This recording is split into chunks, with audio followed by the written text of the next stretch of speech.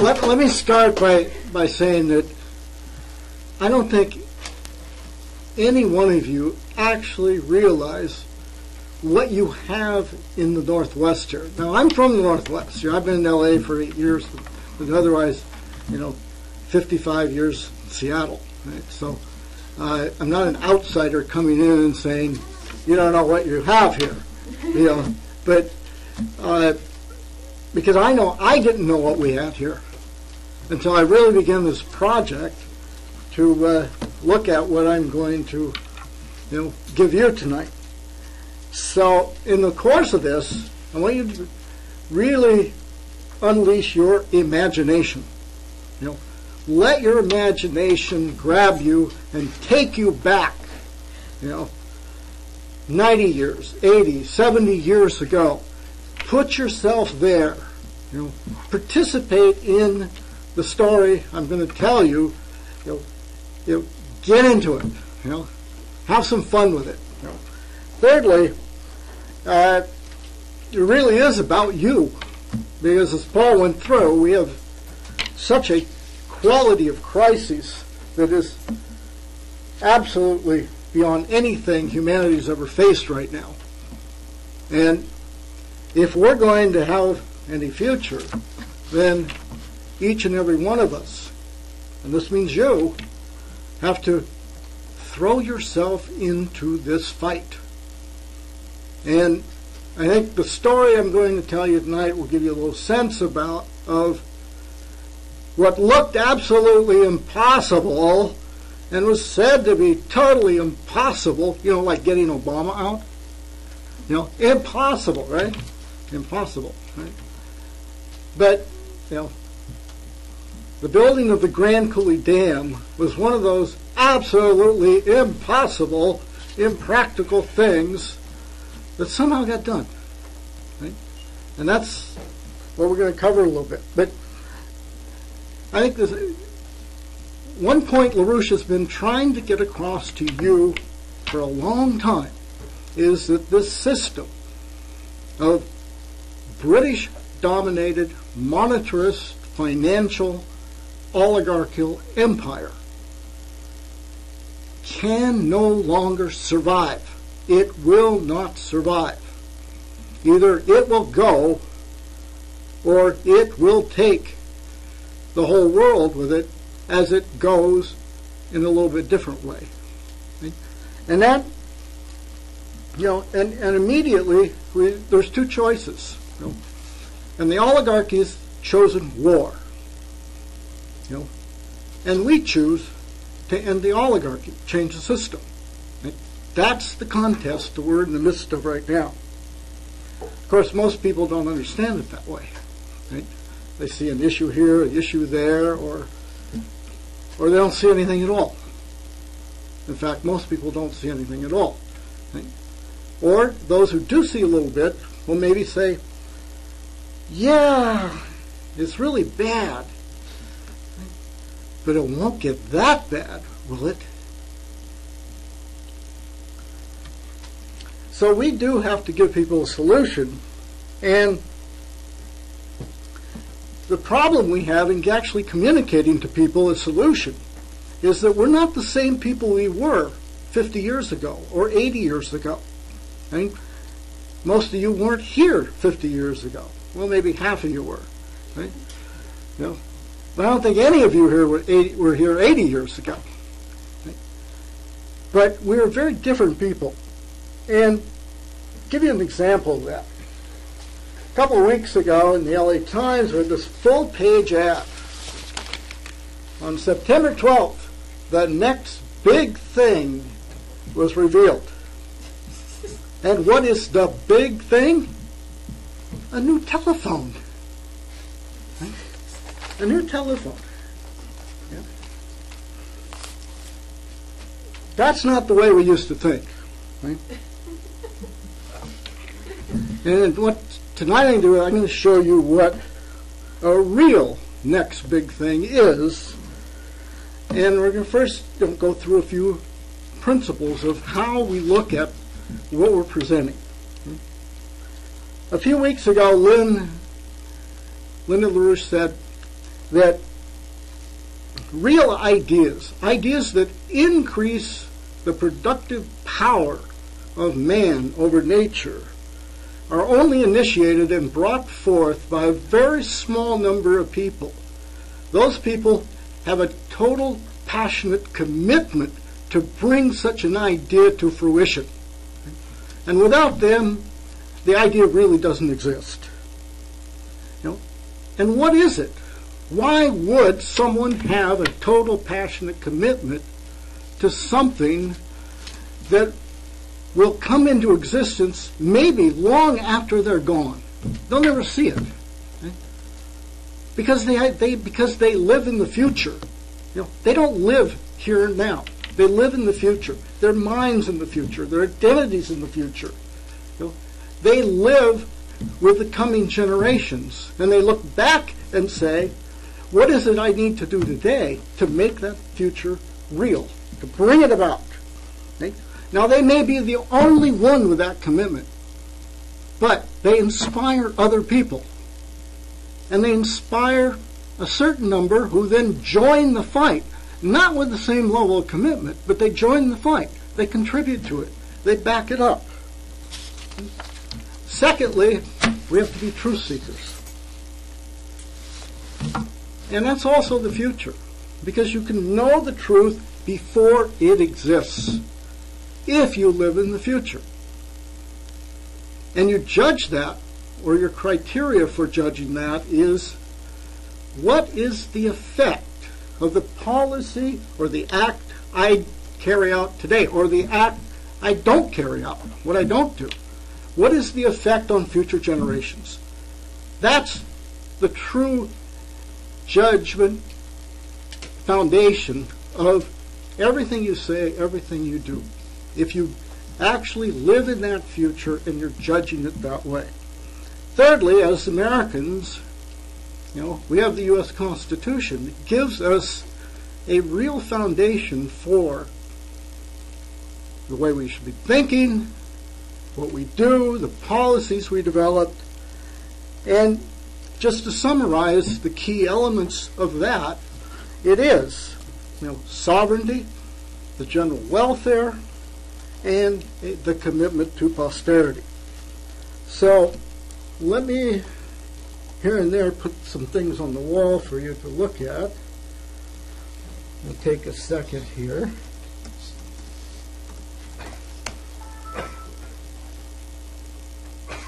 Now, this thing turned on, David? Should I get the lights back? So, here's the footprint that's the story of the battle of the process that we're going to be discussing tonight, the Grand Coulee Dam. The real next big thing more than 70 years ago. And it still is the biggest thing. And more like it must be the next big thing tomorrow, starting with NWAPA 21. But first, some background. In 1879, Edison invented the light bulb. Okay? A element of a complete revolution in the application of the principle of electricity to more and more tasks, increasingly and dramatically, increasing man's power over nature. This is the beginning of the age of electricity, a leap from a lower level of productivity to a new higher platform of man's ability to affect the future and transform the universe itself. Now that's only 123 years ago. You're 20 years old, you're 60 years old. Well, 123 years is only 2 lifetimes. Right? So you imagine, from the flash of the light bulb in 1879 to man working at the speed of light on Mars with Curiosity today. I mean, it really is astounding when you look at 5,000 years of written human history, 223 years from the first light bulb to literally working on Mars. So what made all this and much more to come in the future possible is that that fundamental quality of man called creativity. Now, such creativity is not merely expressed by scientific discovery or classical principles of composition, but it is also how man organizes his society, the political and the economic institutions we create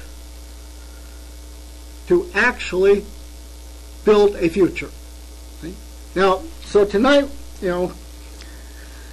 we're going to go through a little bit of that background, and what we'll be seeing is actually a partially successful fight to restore the American system of economics based on the principle of the general welfare and the immortal identity of the individual participating in building a transgenerational future. Okay? You follow? All clear? Okay. So our story tonight will highlight a special key element of the American system, the credit system, in which the investment in the increased productivity of the future is made today to create that increased productivity. In other words, the value is not the money you have in your hand. It's what you do with that as an investment, as credit, invested in an increase in the physical productive output of the economy as a whole. Right?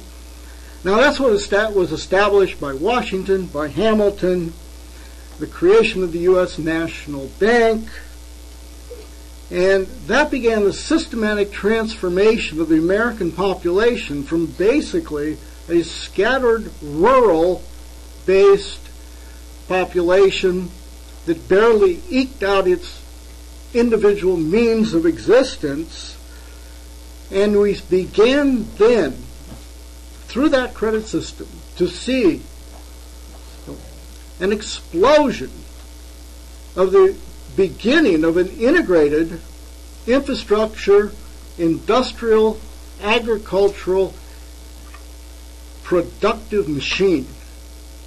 And when you see some of the material we've covered over the last decades that go through the details of this period, it is as astounding as the 123 years from electricity to working on Mars.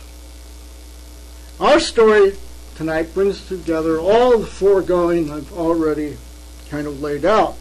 Creativity, a real idea, an impassioned leadership, the American system of economics, a restored credit system, all this to create a succession of higher economic platforms of productivity and production which turned the Pacific Northwest from a relative backwater of the nation in 1930 into a critical, indispensable, determining element of the future of the nation and all humanity. Without the Northwest in 1940 through 45, Hitler and the Japanese could never have been defeated. Right? That's one thing most of you probably didn't know. I really didn't know it until I started putting this together. Right? Now, my idea for this presentation began by thinking about Grand Coulee Dam, the Columbia Basin Irrigation Project, and how we could use that as a model for the continental transformation through Nuwapa 21, literally of all of North America. And so my initial foray into this has led to very much different but I think more developed and more actually exciting, idea. So I'm going to develop the 1930s project, or the context of the 1930s project first, then highlight the battle, that the realization of the idea, actually how it played out, so to speak, and how one man who had an absolutely impassioned, unstoppable commitment to building that dam,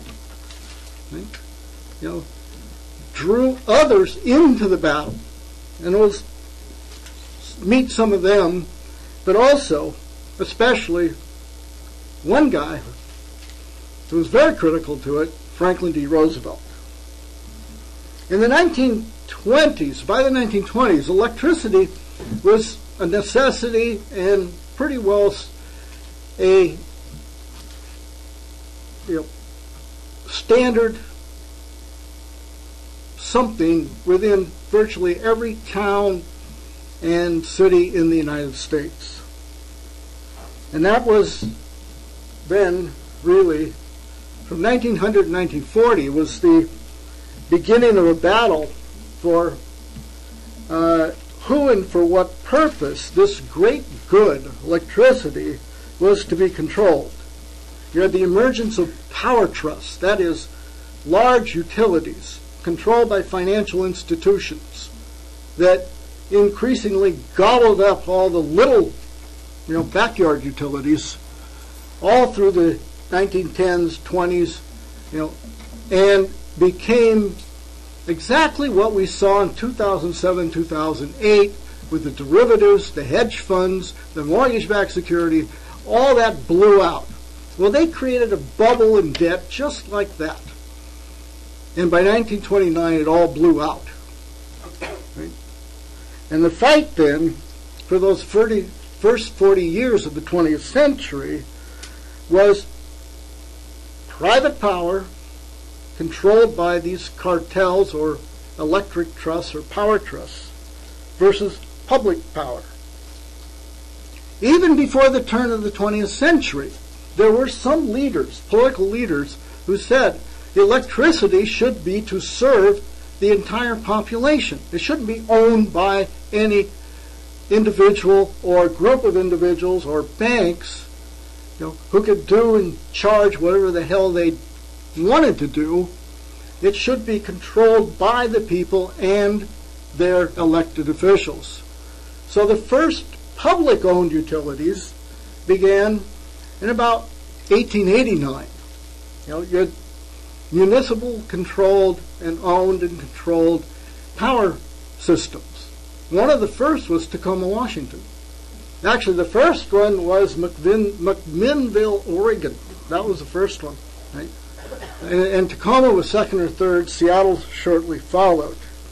And the principle of public power was actually very simple: to serve everybody in the area at a low uniform rate. And that's a key phrase there. Low uniform rate. It was usually called the postage stamp rate, right? You could mail a letter from here across the street for 45 cents. You can mail the same letter Washington, D.C. for the same 45 cents. Doesn't matter how far it goes. Same price. Now, obviously, the private power companies were not too happy with publicly owned utilities or electric power systems, because when a public-owned system would begin operating, the private power interest in the area would have to lower their rate that they charge their customers. So, for example, by 1908, where Puget Power, north of Seattle nowadays, was charging like 20, 25 cents a kilowatt hour, Seattle Public Light was charging 3 cents a kilowatt hour. Right? And everybody who could get hooked up to Seattle said, to hell with Puget Power. Right? And that process, so the private utilities were really getting upset. Right? Now, this battle was going on, from the turn of the century, intensifying all through the first 40 years of the 20th century. But it would take FDR unleashing a Hamiltonian-type credit mechanism and declaring and waging and winning war against the private financial interests. Right? And what FDR did is he would use agencies such as the Reconstruction Finance Corporation, the Works Progress Administration, the Industrial Recovery Act, to launch massive infrastructure building programs. And the leading element of those infrastructure programs were power and irrigation. But first he had to get a hold and control over the banksters of Wall Street and bust the power trusts. So in a series of acts and laws from 1933 to 1937, that's what he did. Now, these include the following, if I don't lose control here or something. Okay.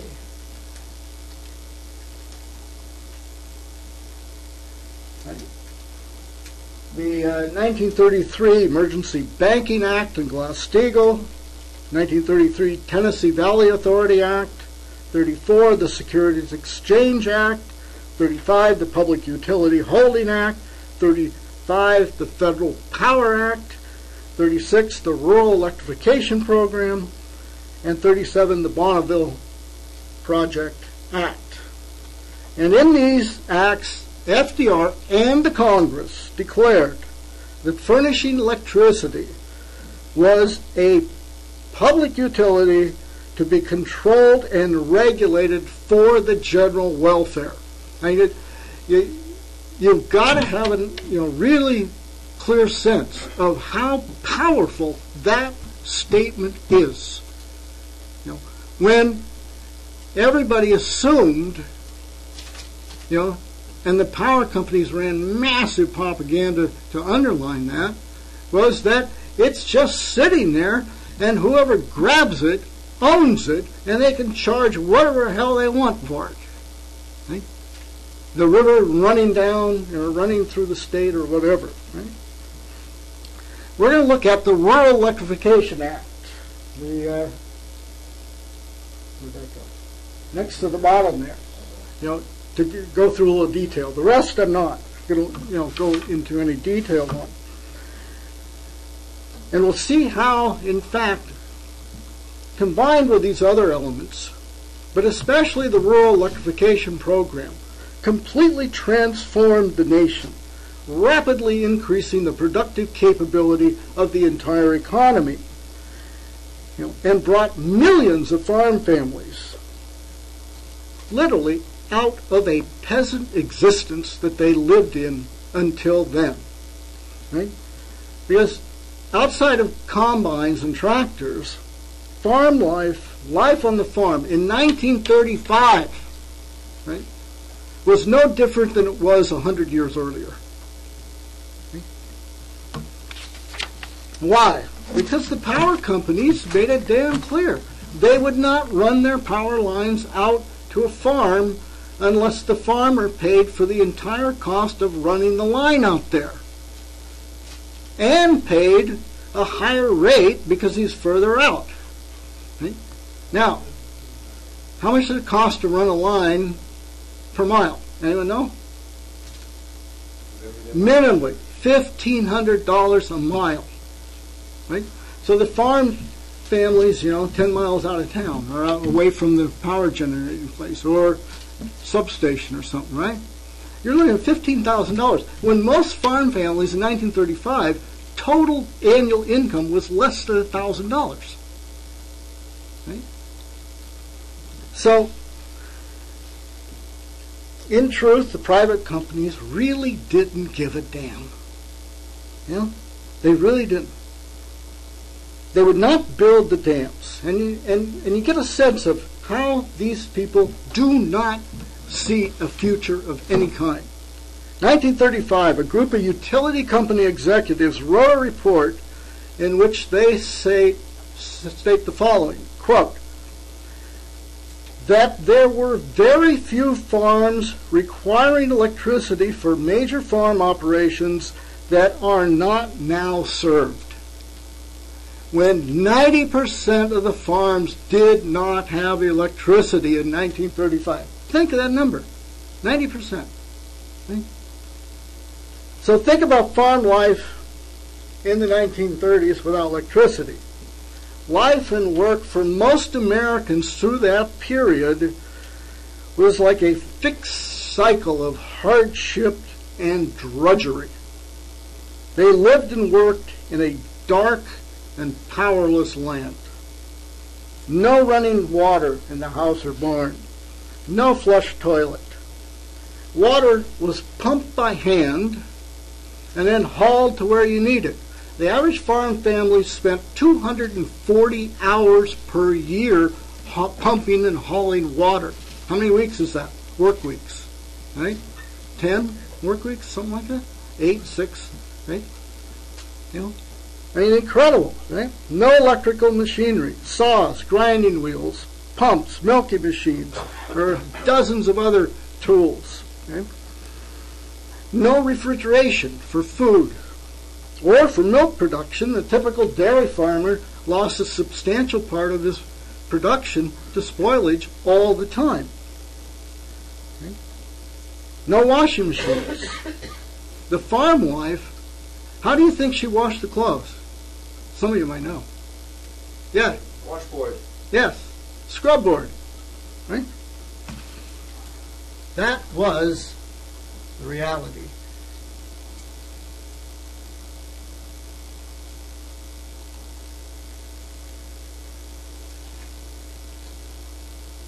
Scrub board.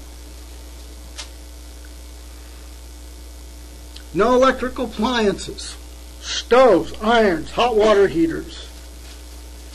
What do you use for heating and cooking? Wood stove, right? Which meant more wood chopping and hauling, right? Hours and hours, right? No lighting in the house or the barn.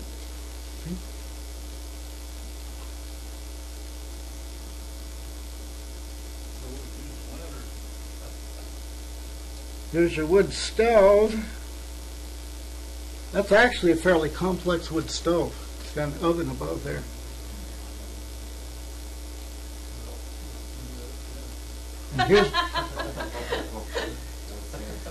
And here's what it looked like in the dining room in the evening on a farm with a kerosene lamp. Can you imagine trying to read a book in that?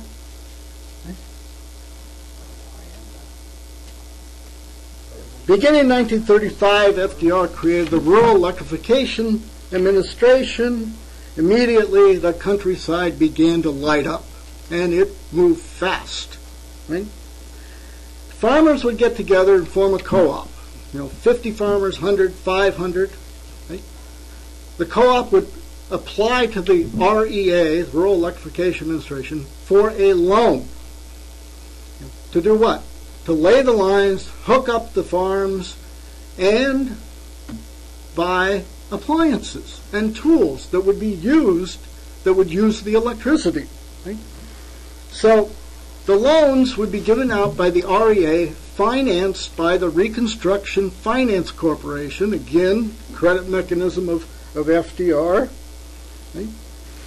And they would charge the co-ops 2% interest. More than $410 million was lent in the first 10 years. And within 5 years, that is, by 1941, 30% of the farms had electricity, from 10% to 30% in 5 years. By 1944, the year I was born, you had 40% of the farms. 3 years more, another 10%. By 1952, after 15 years, less than 15 years, 90% of the farms had electricity. And by 1960, 99%. The REA exists today, and the co-ops exist today. They've been in existence since the 1930s. They maintain low rates. They hook up every new farms, modernize it. It is a it's run, like a business, but it's a business of a group of people who say we get together, we cooperate, and we actually create that which we need and the future needs. But back to the battle. The private companies did not like the REA. They weren't going to hook up the damn farms. So why shouldn't the government provide the capability to do so? Well, because then we might have to lower our rates. And that literally was the argument in a lot of cases. They waged court battles trying to stop it. They tried to bribe individual farmers. You have a co-op in this area, right? And there's a main road that goes through the area. And the electricity companies would go to the farmers on the main road and say, we'll hook you up, right? And we'll do it right away. And you just literally rip the guts out of a potential co-op. Right?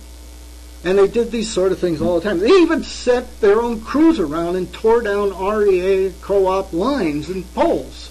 Right? They just would not stop. Right?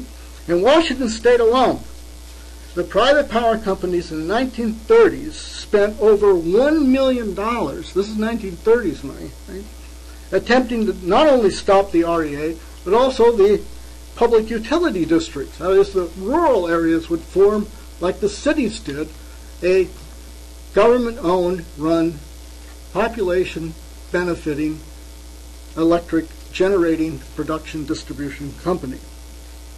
So, how did they really do that? Well, the same way Wall Street got Glass-Steagall repealed in 1999. Outright bribery, election manipulation, campaign contribution, media campaigns, and guess what they stressed with the co-ops? It's a commie idea, right? Anyone in the co-op's obviously a communist, right? Because they don't believe in individual enterprise and free enterprise. They think governments have a role to play. Right? I mean, it's so blunt. Most of you younger people don't remember this sort of stuff. But the older people got a good taste of it in the 1950s, even into the 1960s. Right? Now, what did this rapid increase of farm productivity, electrification, actually represent, besides bringing millions of farm families into the 20th century? Right? Well, farm productivity leaped. Hundreds of hours spent hauling water, chopping wood, milking by hand, could now be used to plant and harvest crops. Right? Tens of thousands of appliances were purchased by these farmers. And where did the appliances come from? Private industry produced them. The REA used fairs, extension agents, and all kinds of other capabilities to educate the farmers on what are the uses of electricity you can actually carry out on the farm. And as early as 1939, the list was 200 long, 200 areas long. From refrigeration, lighting, electric fencing, water pumps, saws, milking machines, grain grinders, grain elevators, and the list literally goes on and on. So, from the washboard, then we go to the modern washing machine, 1940 version. Okay?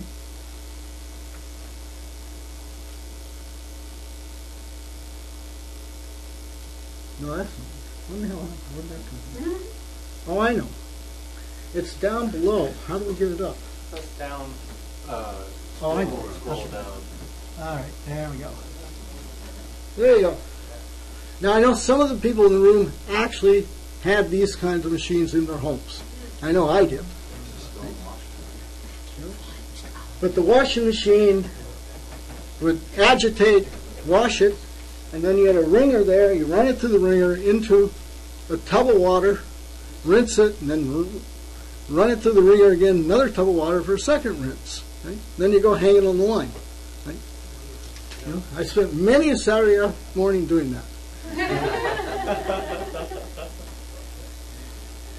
Okay, and here's what an electrified kitchen looks like. If we come up here. It's open, you just gotta click something.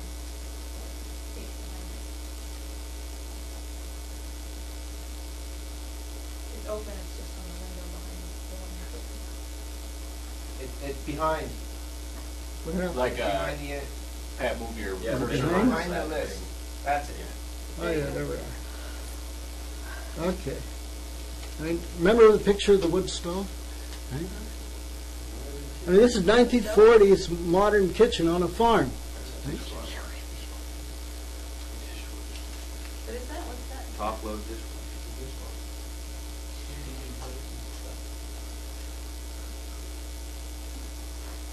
And for the first time, farmers had a connection to the outside world, the radio.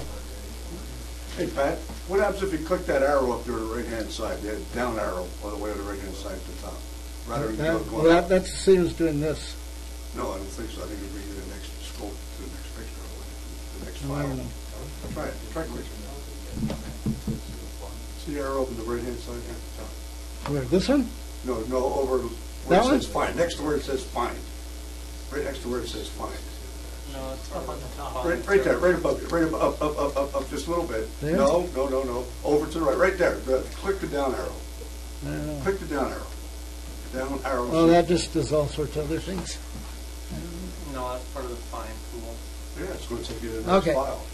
No. Okay. Yeah, so, now, I mean, further, think of a rural schoolhouse, no electricity. You know, the local store, no electricity. The gas station, no electricity. You know, you pump the gas by hand. Right? That's the reality on the farms in the mid-1930s. You know, but the electrification has freed up manpower, right? Increased massively productivity.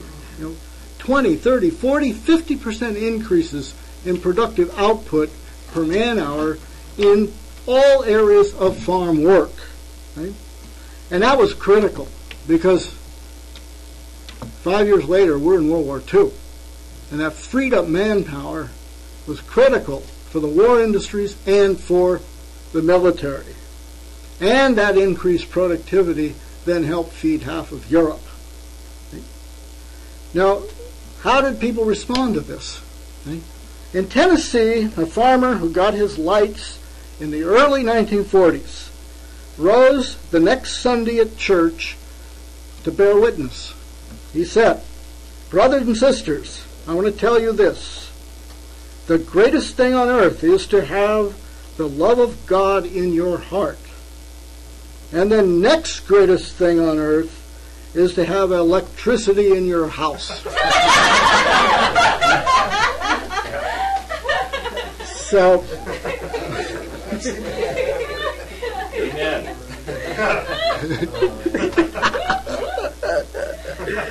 okay. So now we're going to return to the Pacific Northwest here, and the fight to build the Grand Coulee Dam and irrigate 1 million acres of farmland in central Washington. So let's look at the first map here. This may surprise some of you.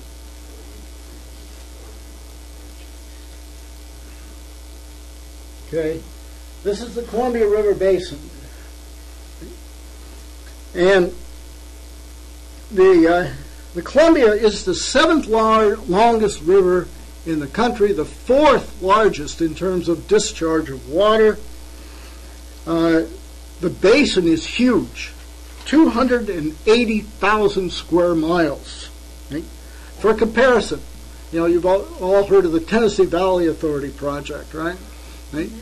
The TVA drainage basin is 41,000 square miles. Columbia, 260,000. This is 7 states. And look at, you know, you got Wyoming, Utah, Nevada, Montana, Idaho, Oregon, Washington. And of course a big chunk of British Columbia. The Snake River drains into the Columbia Tri-Cities. Snake River is the 14th largest or longest river in the country. Right? So you're looking at a lot of water and a lot of area. It's big. Right? And the Bonneville Power Administration service area matches this map. Right? And we'll deal with that in a little while. Now, the Snake River, for example, the Columbia has 150 major tributaries, the Snake being the largest. As I said, the 14th largest, longest river in the country. And today, what do you see in this on this same map?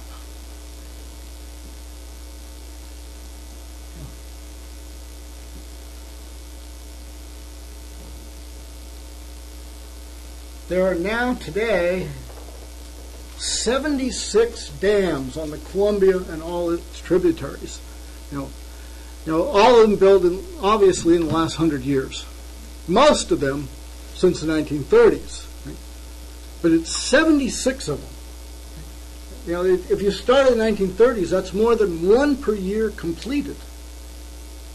That's a lot of work. So, dams, of course, provide electricity, irrigation, flood control, facilitate navigation, and with the damming of the Columbia today, you can actually take ocean-going vessels as far as on the Snake, up the Columbia and up the Snake River to Lewiston, Idaho, on the border of Idaho and Washington. Right? That's pretty far inland. It's about 500 miles in terms of the length of the river, right? Inland. Right? So, now the focal point of our story tonight is what's called the Columbia Basin.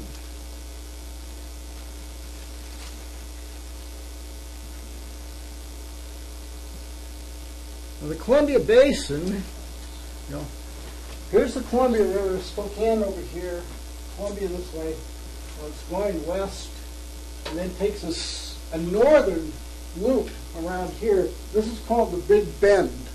Big Bend in the river. And down here, here's Ephrata. Here's where the Grand Coulee Dam is on this now. Ephrata, Moses Lake, and down here somewhere is Tri-Cities and where the Snake enters the Columbia.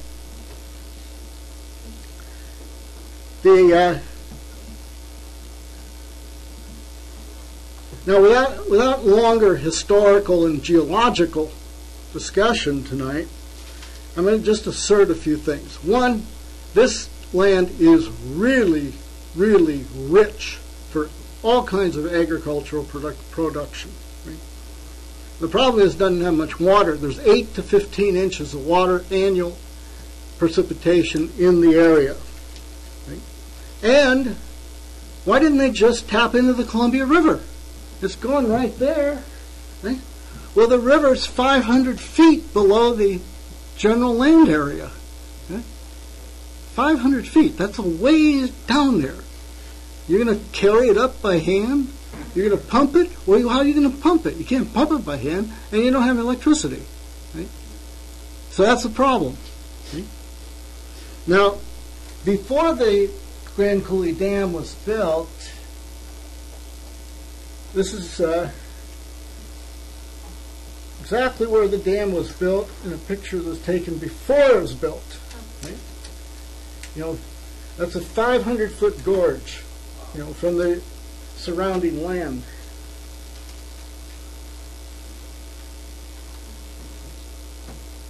Now, despite it being very dry, but the land is good, thousands of people moved into the area starting in the late 1800s and started farming.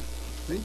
Now, they moved there for free land. It was called the Homestead Act, one of Abraham Lincoln's greatest legislative acts, which gave 160 acres free to you.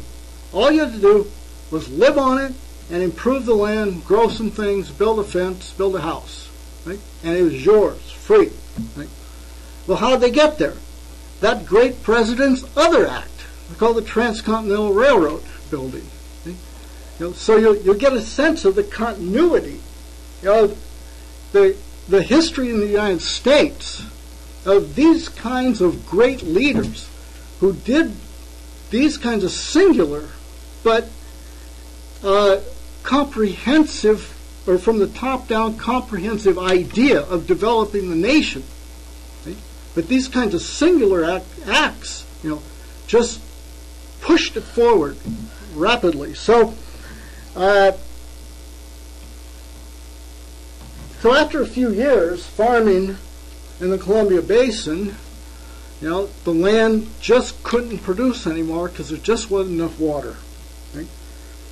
And so the farms were abandoned. And let's see what we got.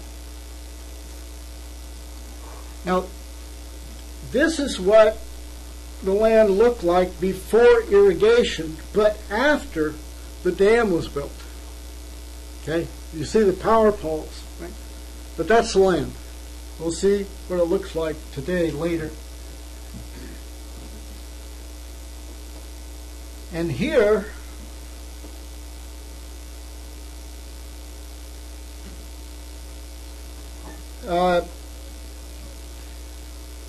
forgot what this is. Okay, this is before irrigation. Steamboat Rock, which is a fairly significant landmark in the Columbia Basin, Big Bend area. All this area right in front of it is part of the Grand Coulee. And we'll come back to that in a second. But all that's now full of water. It's Banks Lake, which is the first lake from the water from the Grand Coulee Dam pumping. Okay? And here's what it looked like when people just had to give up. Homesteaders settled there, forced to leave and just leave it to decay. Now, then, 1919, a real drought started. And they weren't getting any water. And this drought lasted up past 1929, more than a decade. The land literally began blowing away.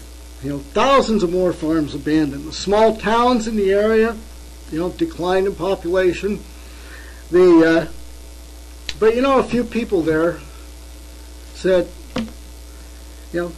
we're not going to accept nature determining the destiny of ourselves.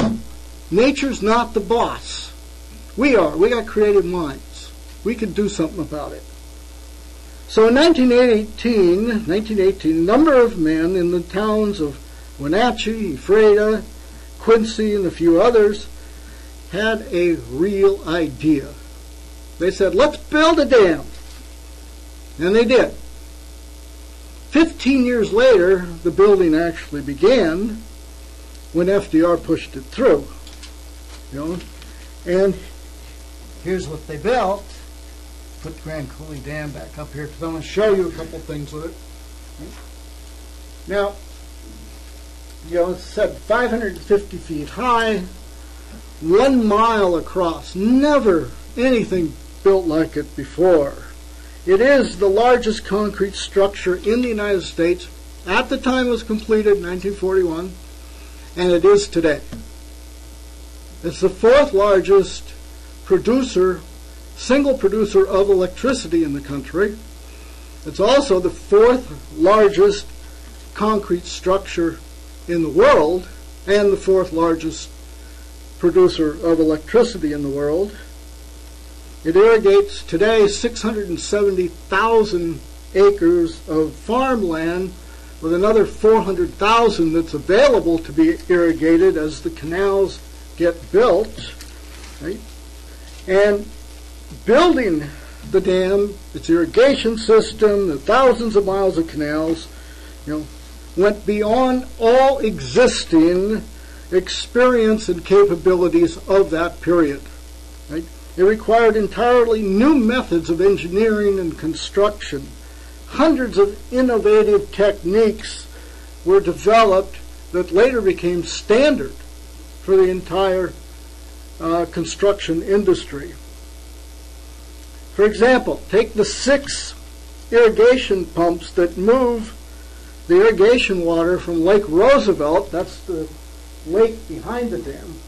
Now remember, you're looking actually from the north, right? Because remember, the river took a turn to the north, right at the dam, right? So that's south, and this is north, so that's west, all right?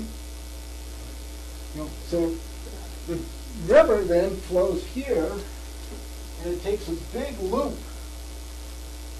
around this area, and comes around here, and then begins flowing south again. Okay. Now look at the pumps. This is the pumping house here, right? And these are the pipes taking the water from the lake up into the first canal, which then takes it to that Steamboat Rock Banks Lake that I showed you a minute ago. Right? Now, each of these pumps, in fact, the whole pumping system annually takes 10% of the water flow out of the river. I mean, that's a lot of water, right? And each pump lifts 720,000 gallons per minute. A lot of water. So the story of the 25-year fight to build the Grand Coulee Dam and irrigate the Columbia Basin began with the idea of a few people. And one day, as the story goes, 1918, July, Rufus Woods, the editor of the Wenatchee World, was in Ephrata. He's looking for something to write a story about. He was told to go see local attorney Billy Clapp, who had an idea. So he did. He gave him the story. Billy Clapp said, we should build a dam at the Grand Coulee. And then we could irrigate all this. And that dam, he suggested, should be built right at the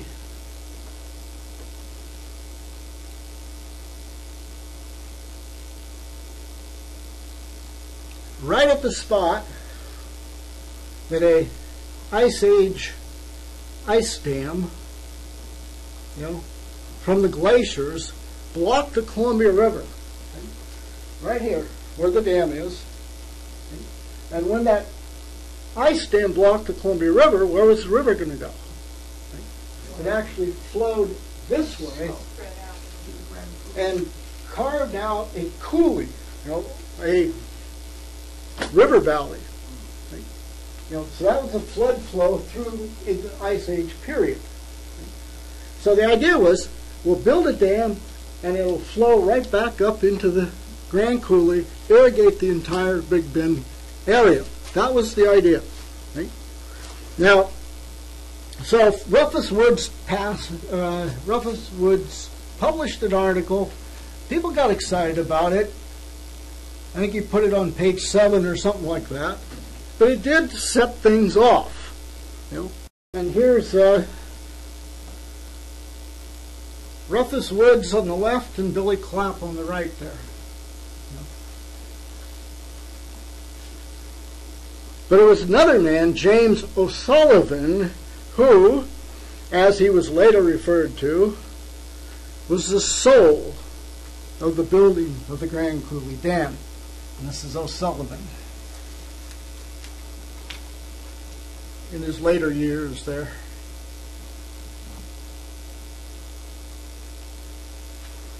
O'Sullivan was from Michigan, moved to Seattle in 1908, an attorney, a construction contractor, moved to Ephrata a couple of years later, And talk of the dam really grabbed him. It really did. He saw immediately not only the possibility for irrigation, but the tremendous amount of electricity that could be produced by such a dam. Okay? He began writing articles about it, getting them published in all the newspapers in the area, and most importantly, began training himself as a dam builder. He's a construction contractor already. He's a lawyer also. Right? But he began reading every book he could find on construction techniques, dam building, theory, practice, mistakes, everything. He was an organizer's organizer. He sent all the articles he wrote to everyone around the country he could think of. He sent some to the director of the Reclamation Service, paving the way for what would soon then become a nationwide battle. He made the first real proposals for building the dam. He recommended a 500-foot high dam, mile wide, with pumps to raise the remaining distance into the coulee.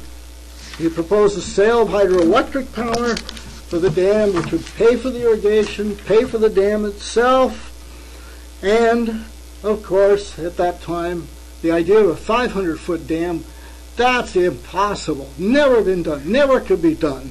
Especially one that's going to be a mile wide. I mean, the Hoover Dam, which is 400 feet or so, on the Colorado River, is only about quarter mile across. I mean, when you compare the two, it's just, no comparison. Now, by 1920, a couple of years later, as more and more articles, more and more people getting interested, in eastern Washington anyway, the opposition raised its ugly, dirty head. And who was that, do you think? Maybe the private power interests? Yes, if you guessed that, you got it. It's called Washington Water and Power, based in Spokane, the largest utility company in the entirety of eastern Washington. They charged outrageous prices for water and for power. They wouldn't run lines out into rural areas. They just didn't give a damn about serving the interest of the population. They were making a lot of money just giving it, selling it to those, who were easy to reach. Right? That's them. I mean, they had a complete monopoly. And Washington Power and Washington Water and Power, in 1928 was taken over directly by Wall Street. Just a few years later, bought up by Electric Bond and Share, which just happened to be a J.P. Morgan holding company. Part of the power cartel. Allied with the Washington Water and Power was the entire Spokane establishment, the Chamber of Commerce, the Spokesman Review newspaper, and what did they do to counter this idea of a dam? They proposed an alternative. Right? Let's build a 150-mile canal from the Penn Oral River near Spokane into the Big Bend area of the basin. Right? Yes, it'll cost a lot of money, but with gravity, and you don't have to build a big stupid dam that won't work anyway, and here's the first argument that's going to continue for 20 years, that is, that dam, if you build it, would produce so much electricity it couldn't be sold for 100 years. It could never be utilized, right? 1920, a state commission was set up to study the two proposals. Well, only one problem with the commission. It was all made up of Washington Water and Power engineers. So guess what they recommended? Obviously, the canal, and dismissed the dam. But O'Sullivan said, no, they're wrong, and wrote a technical refutation of their report. Right? And he sent both reports to some of the most famous dam builders in the world, right? And said, here's the two reports. You tell us what you think. Right? The guy who built, I forget the name of the dams now, but all the big dams that were built earlier than 1920, he literally got them all on board. They all came out for the dam, not the canal project. 1920 also, Franklin Roosevelt takes his first trip through the area. 1920, Roosevelt was the vice presidential candidate for Democratic presidential candidate Al Smith. He was the vice presidential candidate. Al Smith lost, so Roosevelt lost too. But, Roosevelt would recall this 1920 trip many years later, when he became president and the fight really was concluded. But with Sullivan, he lived in the future. No opposition would stop him. He had a mission to build that dam. August 7th, 1920, article he wrote for the Wenatchee World.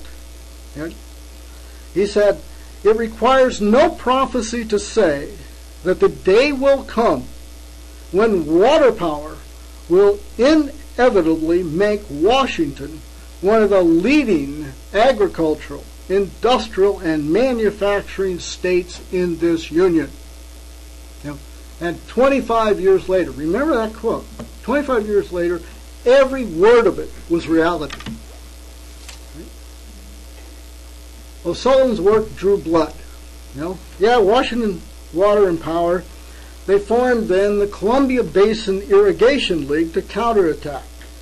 They spent more than $600,000 over 10 years on lobbying, campaign contributions, bribing congressmen,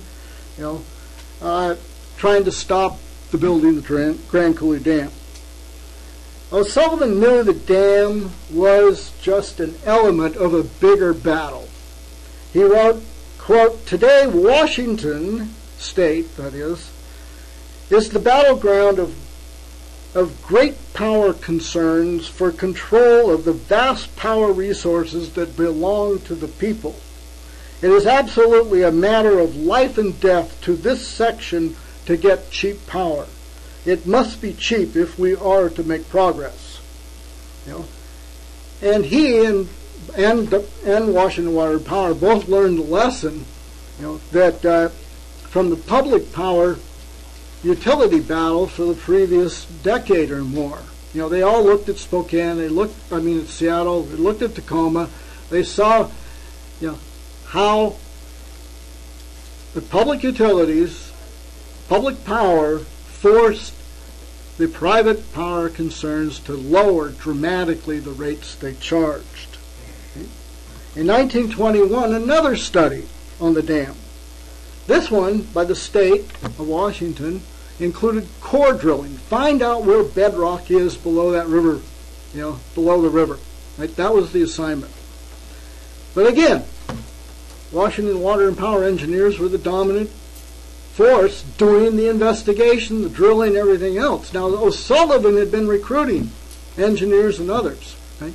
And they challenged, because the committee said bedrock is more than 150 feet below the riverbed. That's what they said. And O'Sullivan, they got the Bureau of Reclamation, right, to send a geologist on board the barge where they're doing the core drilling, and made them actually come up with an honest report. Bedrock was only 40 feet maximum, right? 1/3 of what they were claiming. But of course, that doesn't stop these bastards, right?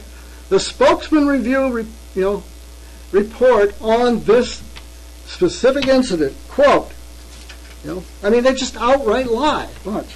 Quote, "Now that these borings have proved the utter futility of the search for bedrock, the state and federal authorities ought to give no further considerations to the clamor of this little group of land speculators in Grant County who noisily demanded the wasting of the state's appropriation."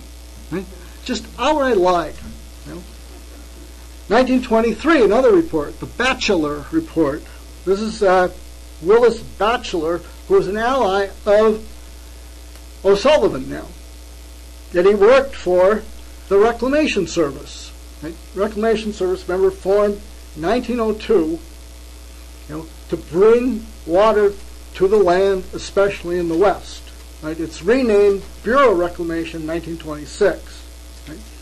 Now, the bachelor report recommends building the dam and dismisses the canal. Right? Of course, Washington Water Power and friends completely dismissed the report and, of course, lie about it. But the battle was heating up. We're 1923 now. Rufus Woods, remember, he's the guy who first published the first story. Right? 1923. He gave a commencement address to Bridgeport High School graduates. Right? Bridgeport's in the area. Right? He says, "I doubt not that you young people," this is 1923, "by the time you reach middle age," 1943, "will see the construction of one of the greatest dams in the world a few miles above Bridgeport." I mean, absolutely right on the mark. Right? During the mid-1920s, O'Sullivan went back to Michigan. He had family and father and construction business things to deal with, but kept himself informed and continued to write articles.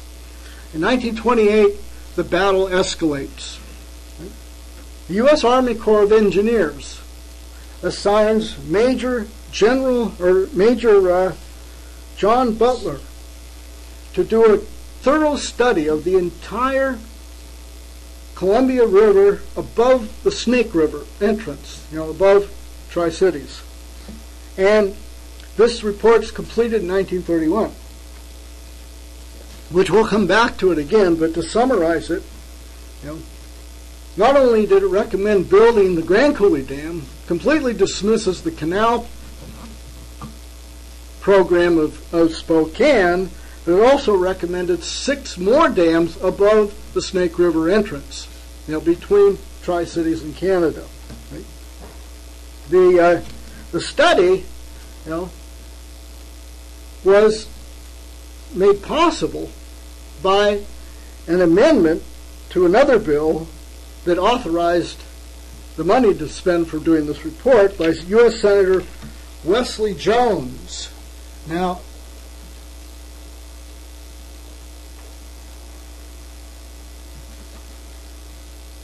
so that's, there's Wesley Jones, U.S. Senator. These are Republicans, by the way. Right? And the other U.S. Senator from Washington at the time is Clarence Dill. Right?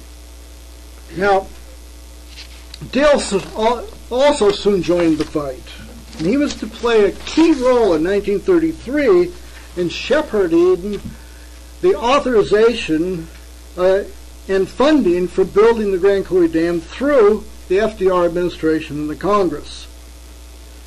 Then, 1929, very eventful year. First, O'Sullivan returns from Michigan back to the Columbia Basin, and for the next 2 decades, every minute of his life is dedicated to building that dam and irrigating that land. He organizes, leads, inspires, and he had a wife and 2 children. What did he do with them? He left them in Michigan or shipped them off to relatives in California. He didn't see his wife for, 6, 8, 10 months at a time. Kind of like a soldier at war. Right? Well, he was at war. He was totally going to get this dam built. Right? March 5th, 1929, he writes an article, again, the Wenatchee World. He says, "It is not now unwarranted to predict that within the next 10 years we will see a series of great dams on the Columbia and unprecedented industrial development. My dream, of course, is to see the Grand Coulee project completed. And it is the most wonderful project in the world, absolutely feasible from every standpoint and absolutely necessary. It would be a major crime not to seize this great opportunity." O'Sullivan filled the mails with letters, articles to utility companies, federal agencies, newspapers, equipment manufacturers. He says, tell me about dam building, tell me about installing power plants, irrigation, selling electric power. Send me everything you got. He and his allies became a dam university, and especially, the Spokane people always put an N on the end of dam university,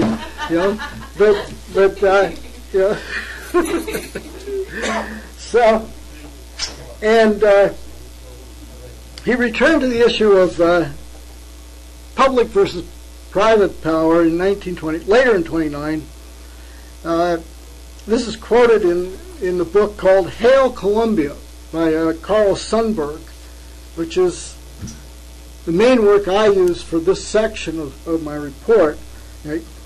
I used a lot of other things too, but he said, O'Sullivan wrote, of having watched the spinning turbines of a private power company creating ceaseless wealth for men that perhaps never saw the power project itself. Then I turned and looked out along the Columbia and watched its 10 million horses rushing madly to the sea unused. Then I looked over the vast desert waste of several millions of acres, and I saw the tragedy that had happened there. Thousands had lost all in the hopeless fight against the desert. And I wondered if the country of Washington and Lincoln and Jefferson would permit greedy men to deny these pioneers the use of only a part of what belonged to them, a right earned by settlement and made valuable by the sacrifices in the building of a commonwealth. And then Wall Street crashed. And yes, Wall Street had dark days, but for O'Sullivan and his allies, it was darker yet. Right? Not only the drought continuing, but then agricultural prices completely collapsed. And these are all farmers. Right? And the entire area was continually losing population. Contributions to the Columbia Basin Development League, which is the organization that O'Sullivan and his allies created. In winter in central Washington is not a good time to be on the road. It's a little rough. Right? And the fundraising was really difficult, to get out letters, to do the organizing. How difficult do you think it was? Because a lot of our people do some fundraising for the fight we're in. And it's hard sometimes. And a lot of you people contribute to that, in the fundraising. Well, just one example. At a meeting with 20 people in the country store, 2-3 hours of discussion, O'Sullivan raised $1.50 from this group. Right? $1.50. Right? But by 1930, with all the reports going the right way, it looked like the dam was well on its way to being built. But of course, Washington Water and Power would never give up. Remember, they're now owned by J.P. Morgan, right? That's Wall Street. No question. Well, what kind of people are these people that run this company? Well, in 1930, the president of Washington Water and Power made a trip to the east, where he had a long consultation with Sam Insull. Now, some of you may know that name. The most infamous Power Trust guy, who built the biggest financial scam pyramid of them all. Right?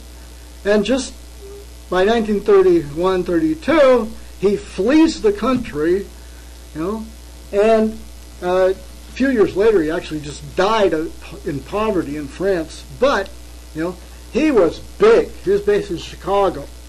And, so Washington Water Power guy goes and consults with him, getting good advice, But also on that trip east, he attends a lecture. Guess by who? You won't guess. Maybe I'll tell you. So, he attended a lecture by Hjalmar Schacht. This is 1930. Right? Who's Hjalmar Schacht, for those of you who don't know? Well, 2 years later, he's Hitler's finance minister. Right? These people run in a good crowd. But 1930 really is the turning point for public power. The power trusts are going bankrupt. The Congress investigating them. Public power issues are on the ballot. Candidates for public power are winning elections.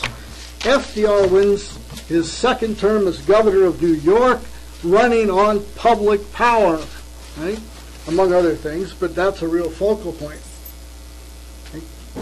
In December 1930, right, so we're a year into the Depression, Senators Dill and Jones go to the White House, meet with Herbert Hoover, urge him to back federal legislation to build the Grand Coulee Dam. Hoover refused.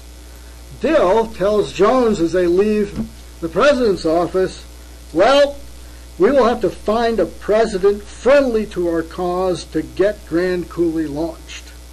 1 month later, Dill meets with FDR.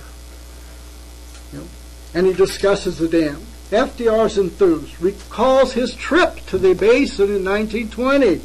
Right? And Dill begins campaigning for Roosevelt for president. This is 2 years before the presidential election, right? Almost 2 years. And during that campaign, several times, FDR tells Dill, you get me elected, I'll build your dam. Right? So this, in January 31, O'Sullivan attended a meeting of the Spokane League. He walks into the enemy's house there. And of course, in the middle of the meeting, they're giving their financial report, and they report how they have spent, so far, more than $250,000 trying to defeat the Grand Coulee Dam. And O'Sullivan goes back to his allies in Ephrata, gives them a report. He says, we may not be able to get any financial support from those who should be the first to give it. We may be headed off almost everywhere by the emissaries of a great monopoly that are influential among the mighty. We will manage to get along with the sacrifices of this little band of Spartans in Grant County. We will win the battle for the Grand Coulee Dam because we have on our side the engineering and economic facts, the mightiest of weapons. Already we have achieved amazing victories. We shall not cease until the flag of victory is unfurled on the ramparts of the Grand Coulee. Throughout 1931, momentum for the dam, building the dam continues, and the public power versus private power fight just continues to grind on. They think, right? We'll keep fighting them until they give up being commies. I mean, that's literally the way they put it a lot of times, right? Senator Dill, charged that the Republican Party was dominated by the power trusts. He said, the power question is here to stay until we put a president in the White House who will insist that the great hydroelectric sites be used in the interest of the people. Meanwhile, back in Ephrata, O'Sullivan's creative organizing, I just want to give you an example of what he did, took advantage of a September congressional junket to look at the Penn-Oroville Canal. They're still pushing it. 1931. 5 years earlier, the Bachelorette report, threw it in the garbage can. But the Butler Army Corps of Engineer report is not out yet. It doesn't come out till later in 31, right? But anyway, so they organize a congressional junket to come out, look at the canal, look at the dam site. They pay for the whole thing. They literally give these congressmen money, right? Free ride, meals, everything. Right? It's just simple bribery. The kitty, the treasury of the Columbia Basin Irrigation League, had $5 in it at that time. $5. So what in the hell are you going to do with $5? You got all these congressmen coming. You couldn't even bribe the congressman's dog with that. So what does O'Sullivan do? He takes the $5 and buys stamps and envelopes and stationery, and he sends out hundreds of letters. The stamps were, mail's only 1 cent or 2 cents a letter. Right? So you can send out a lot for $5. Okay?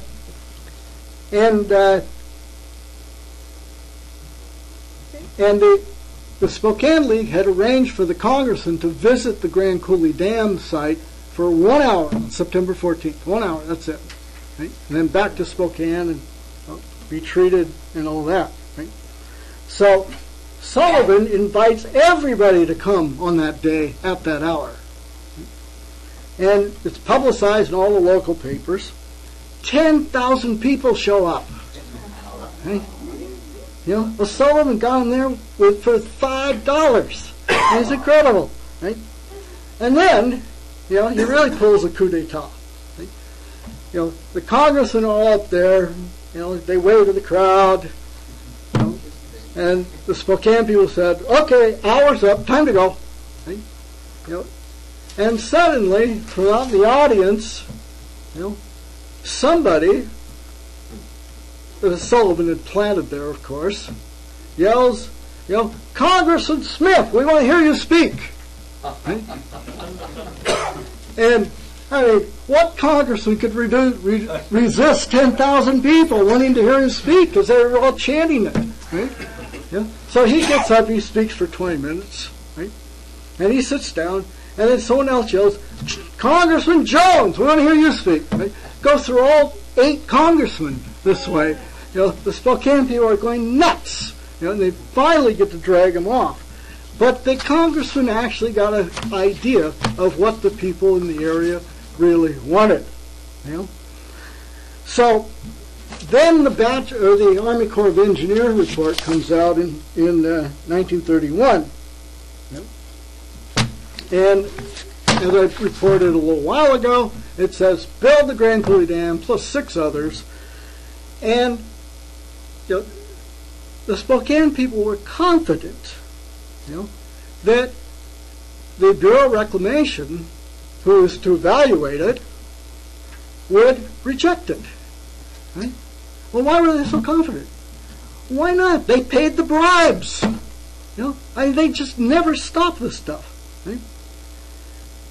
And again, they make the argument. They got a whole nationwide group of utility executives say, and this argument again, the electricity produced by such a dam could never be sold. There's no market for it. Right? But the Bureau of Reclamation approved the report. Now all the Spokane group could do was delay the appropriation, cut down the height of the dam, block construction of transmission lines, and other sabotage. And that's what they did for the next couple of years. But in the end, they lose. We're in 1932, the last year of the Hoover administration. Bills are before Congress to build the dam. O'Sullivan goes to Washington, D.C. to make sure nothing goes wrong. Spokane people there, too, trying to do their sabotage. Right? And again, the argument, you'll never sell all that electricity, so don't build the dam. Blind to the future, these people cannot see it. Right? James Ross, the head of Seattle City Light for many, many years. Right? Ross Dam is named after him. Said to these people and to everyone, he said, look, just produce the power. It'll sell itself. Everybody loves electricity. Right? O'Sullivan in D.C. saw some of the problem that echoes what LaRouche has pointed out many times. He wrote, quote, "The frame of mind here is that things never will be any different than they are today. Right? Everything's measured by conditions today. Right? Nothing can really ever change. Don't challenge the system.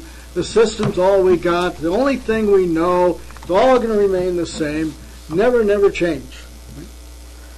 Right? Sullivan is now known nationally because he had articles published in newspapers all over the country, nationally circulated articles or newspapers like the Christian Science Monitor. But it's 32.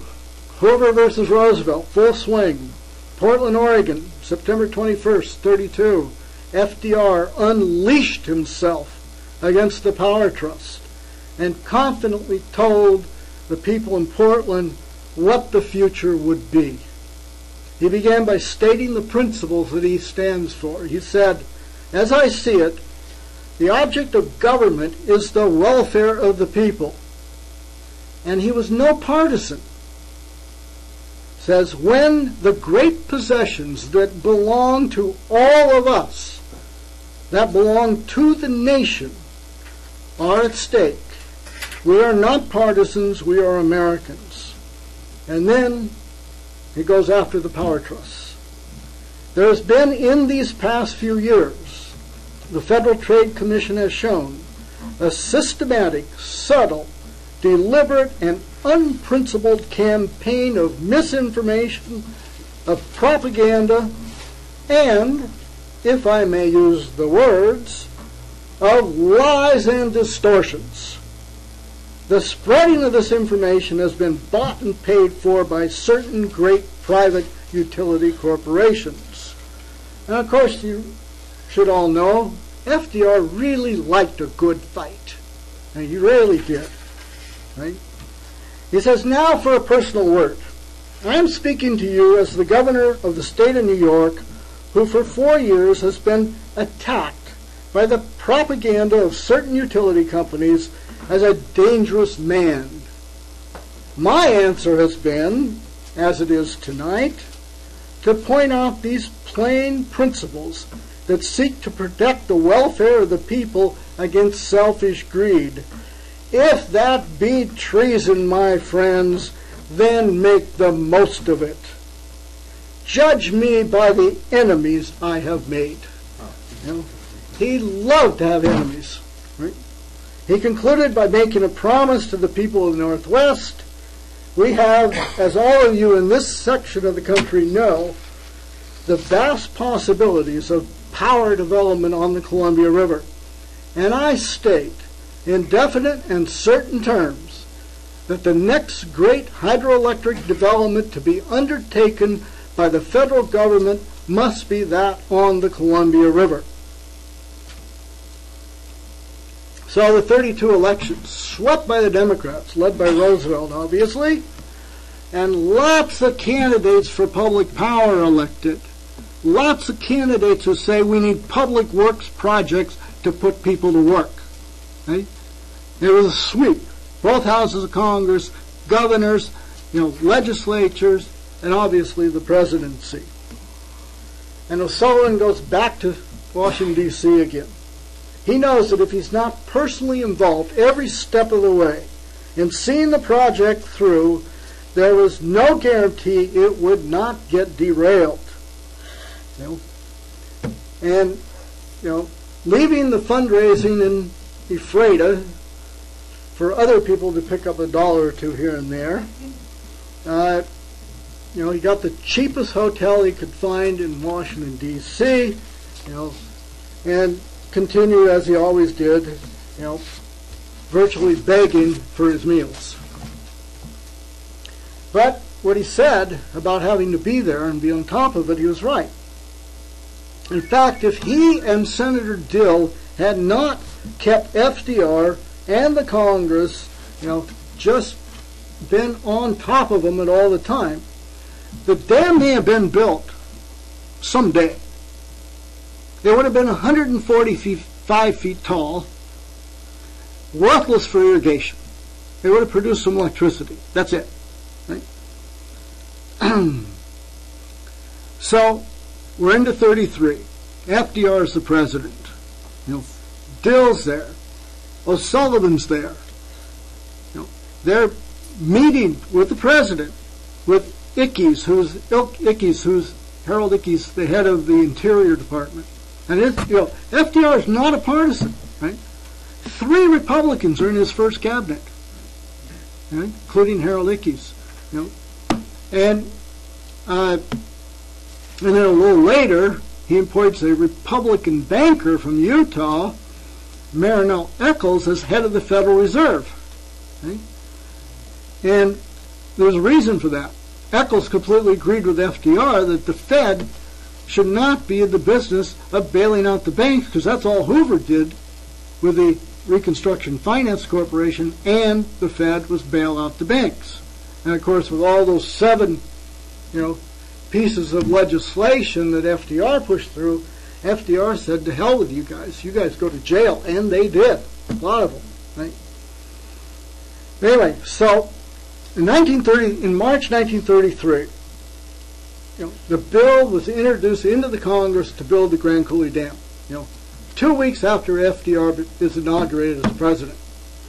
And it's 3 weeks after Hitler assumes the dictatorship of Germany.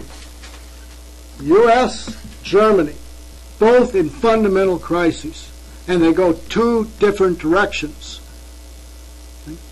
And without FDR, the United States would have gone the same direction Germany did. And people should really think about that. So, FDR said, Congress is doing a good job. It's doing, passing all these bills and what. But we want to get this dam going right away. So he bypassed Congress, authorized building the dam to be financed by the Reconstruction Finance Corporation, run through the Public Works Administration, and under the authority of the National Industrial Recovery Act, all elements of his 100 Days program, FDR had restored the American system, the credit system, at that moment. And the completed dam would be managed by the Bureau of Reclamation. But they approved the low dam, 165 feet. FDR said, we only got $60 million to spend on it, so that's all we're going to do. Right? But it was only a matter of time, because FDR wanted the high dam. Right? And in fact, he approves the high dam a few days after he visits the dam site, in August 1934. And by the summer of 1933, 3 months after FDR is inaugurated, site clearing begins on the Grand Coulee Dam. And at the same time, the Congress authorizes and approves, provides the funding for, hold on.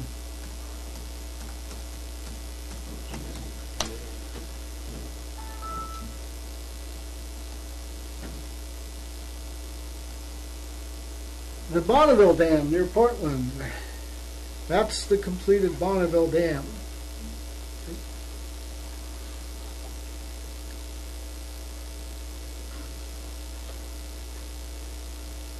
Still, these bastards do not quit. You know who I'm referring to, I hope. Spokane League filed lawsuits to stop construction. Business Week wrote, July 1933, quote, Grand Coulee Dam is typical of those things that won't have any more usefulness than the pyramids of Egypt, end quote. Now, this is ironic. Why? Because we know now today that the Grand Coulee Dam is as useful as the pyramids of Egypt. Since the pyramids of Egypt, as we have more recently discovered, were scientific laboratories and observatories of the heavens. Very useful. Right? Anyway, Senator Dill, among others, FDR, others did too, but I just pick out one quote on responding to this continued argument. You build that dam, you'll never sell electricity, nobody will ever use it, not in 100 years. So in June 33, Dill wrote, Some say there is more power being produced now than we can sell.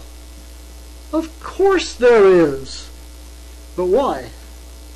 Because of the profiteering prices charged by the power trust subsidiaries that are paying dividends on watered stocks. Bring down the price of power to what Tacoma pays for municipal ownership, and we will increase power used in Washington State by 100% immediately. Right? As I mentioned, FDR visited the dam site on August 3rd, 1934. First, he visited Bonneville Dam, and then Grand Coulee. And so here's FDR at Grand Coulee, 1934.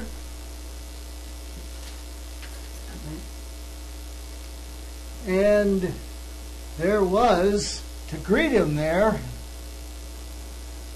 a crowd of 20,000 people. Wow. Now this is the middle of Washington State, the middle of the desert. There's virtually no paved highways to the area.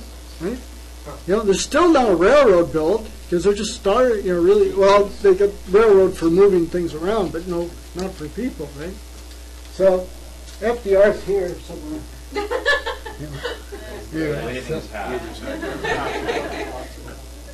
Eleanor Roosevelt was with him too.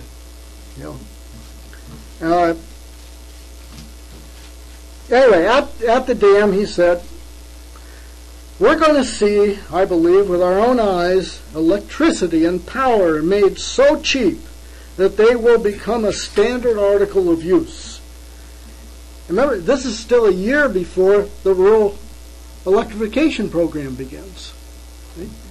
So it's still, he concluded saying, "I leave here today with the feeling that this work is well undertaken, that we're going ahead with a useful project, and we are going to see it through for the benefit of our country."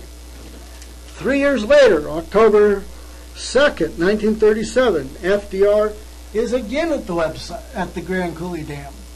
He's astounded at the progress that has been shown. This is kind of a blurred photo, but you see the dam behind him going up, right?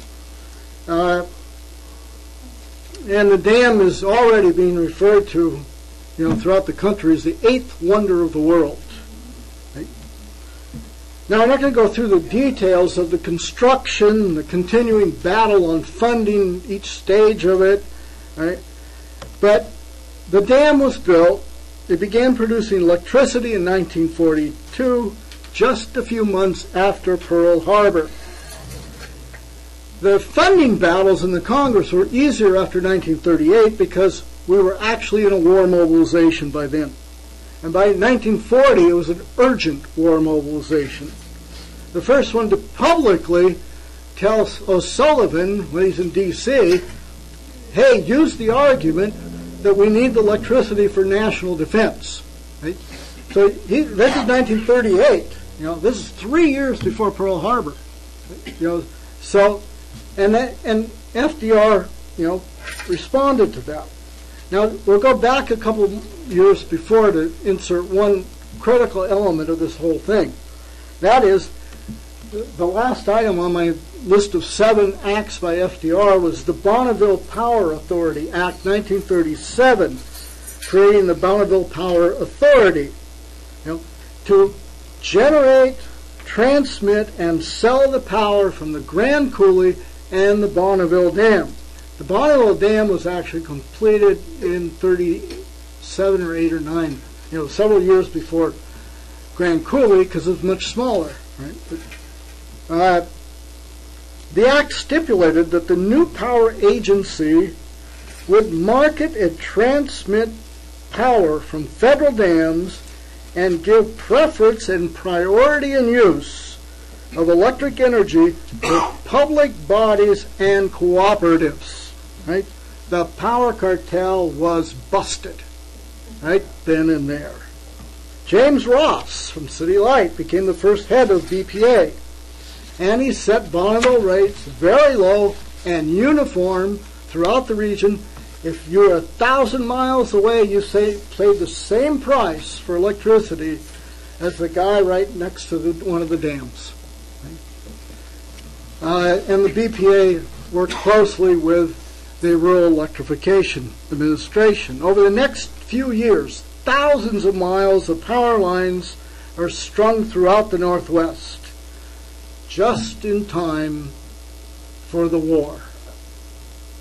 But even as late as 1939, the private power interests were still claiming, this is 1939, you're in a war mobilization, right? There's no market for all that electricity from those dams. You know, they've been defeated, they've been crushed, but their mindset just could not be changed, which underlines a point that LaRouche makes again and again. Right? We defeat the oligarchy, take the power away from them to do what they do. Right? Then the big work starts, the most difficult work. We got to change the culture, change the way people think, you know, to get rid of the disease oligarchism has infected virtually the entire population to one degree or another. Right? In May 1940, a year and a half before Pearl Harbor, O'Sullivan wrote to FDR. He said, "It is unnecessary to urge you to take steps to prepare for the day when this country will inevitably be involved. You can proceed no faster than public opinion will permit. But I believe that the vast majority of our citizens would support you and Congress in greatly extending the extent of our preparations. And it seems that this should be done with all possible speed in view of the lightning speed shown by those who would not only conquer Europe, but the whole world." FDR was already moving. In May 1940, as part of the defense mobilization, aluminum companies began moving into the Northwest onto the Columbia River. Why? Cheap power. Right? Others did the same. Soon steel plants, other metal processing industries were building along the Columbia and all around the Puget Sound area. 1941, shipbuilding companies moved into the region. Some of the Republicans in Congress began breaking from the hold of partisanship and began backing FDR on every request he made for mobilization. In early 41, the U.S. Defense Advisory Commission declared the Pacific Northwest to be a key defense industry region. In August, actually underlining everything O'Sullivan had been fighting for, Harold Ickes, the Interior Secretary, back at Grand Coulee Dam, remember this, August 41, and he says, remember, he's a Republican, right? He says, "The Grand Coulee Dam is the best investment that the government has ever made." You know? December 7th, Pearl Harbor. The U.S. is in World War II. January 1942, 1 month later, the War Production Board began building a ferro-alloy plant in Wenatchee to produce steel and magnesium. A steel rolling mill was built on the Columbia. Even more aluminum plants are built on the Columbia, this time built by the U.S. government directly. The shipyards in Portland and Vancouver are gearing up and building new facilities. New electric welding technology cuts the time for building a warship from 100 days to 20 days. Incredible, 80% leap there. Right? More than Liberty ships begin rolling off the dry docks, one per day. That's in Lake Union, right? Puget Sound, Bremerton, Portland, Vancouver, especially Portland, Vancouver. Right? 50,000 warplanes are produced at Boeing. That is 30% of the entire national production. 50,000 people working at Boeing, rolling a new plane off the assembly line every hour and a half. You know, a bomber or a fighter jet, right? So I got a few pictures of some of this.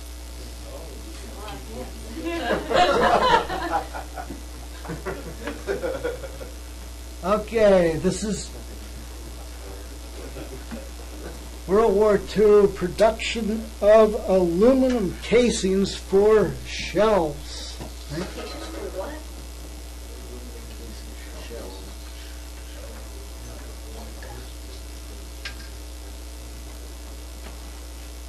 And here's the Boeing plant during World War II. That's actually early phases. Right? It's almost not an assembly line here. But by 1944-45, it literally assembly line, every hour and a half a plane coming off of it, finished and flying out to war. And here's a picture of the Oregon shipyards at the time. And I think those are Liberty ships lined up there. Right?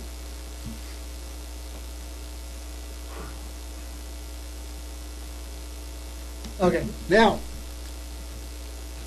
also there were tens of thousands of troops trained at Fort Lewis. Right? You know, here's one of them.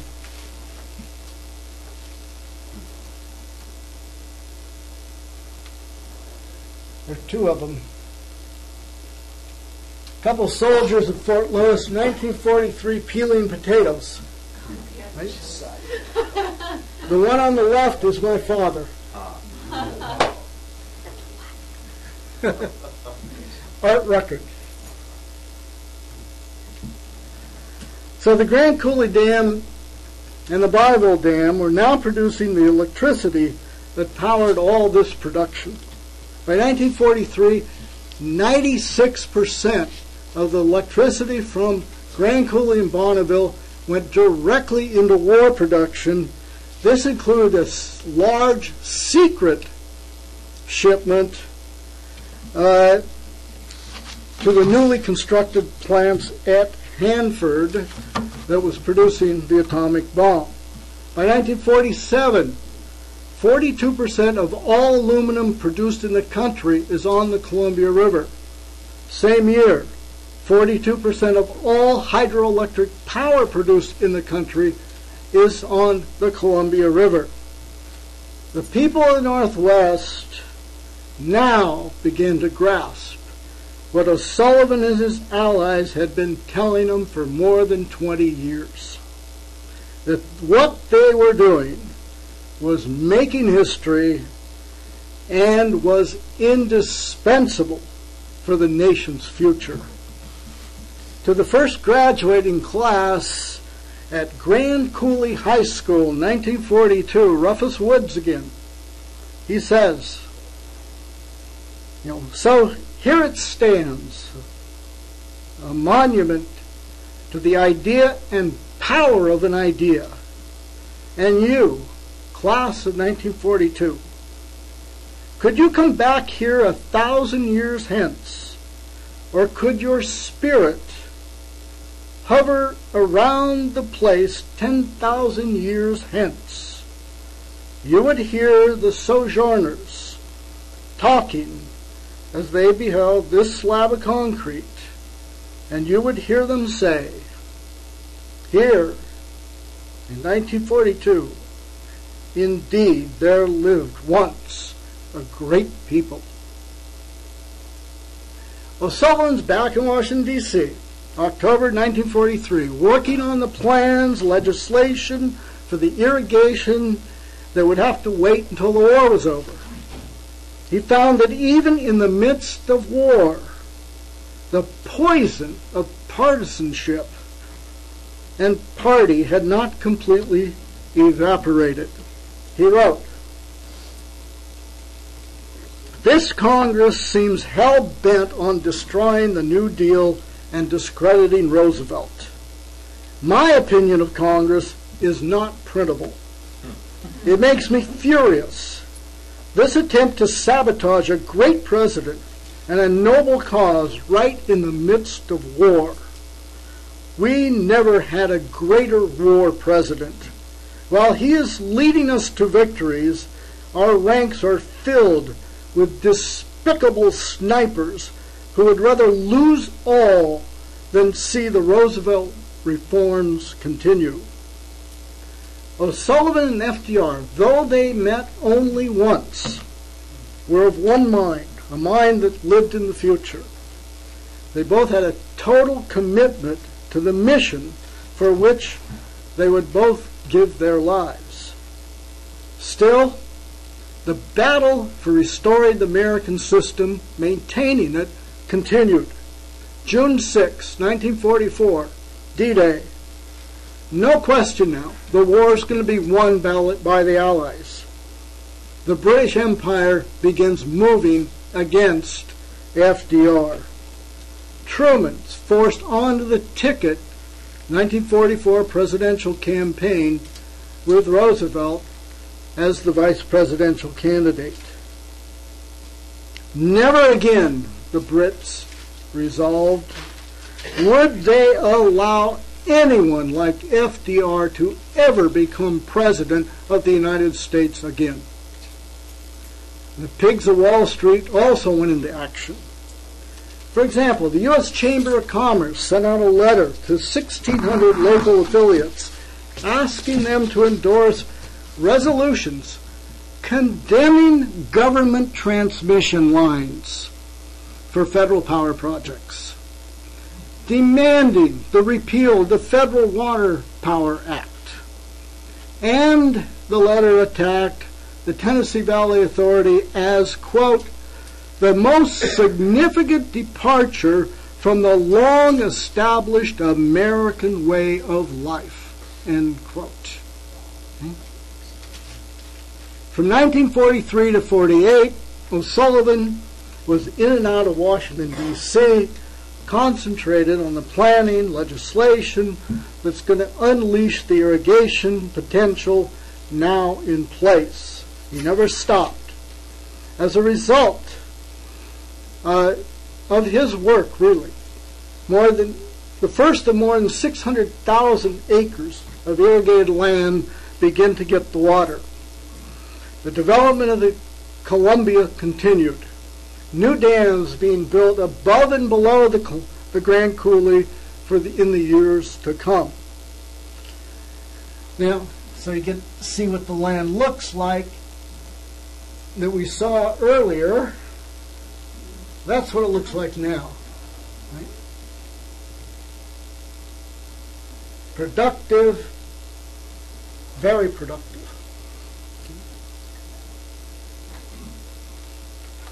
In 1946, O'Sullivan is hailed throughout the area as the grand old man of the Grand Coulee Dam. It's true. Okay. Right? In 1948, a bill is introduced into Congress to name one of the dams of the project the O'Sullivan Dam, which passed, signed by the President in June. And the O'Sullivan Dam was at the time the fourth longest dam in the United States. Right, here's the dam and the lake.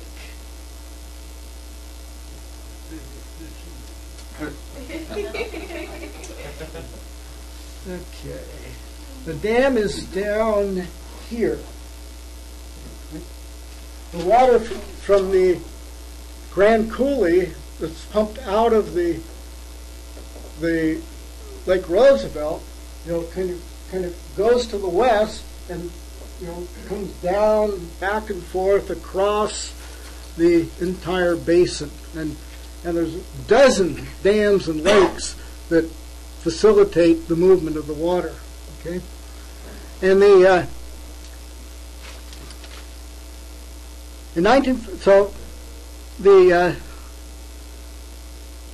in September 27, 1948, was declared to be James O'Sullivan Day throughout the basin, and the official day of the dedication of the O'Sullivan Dam.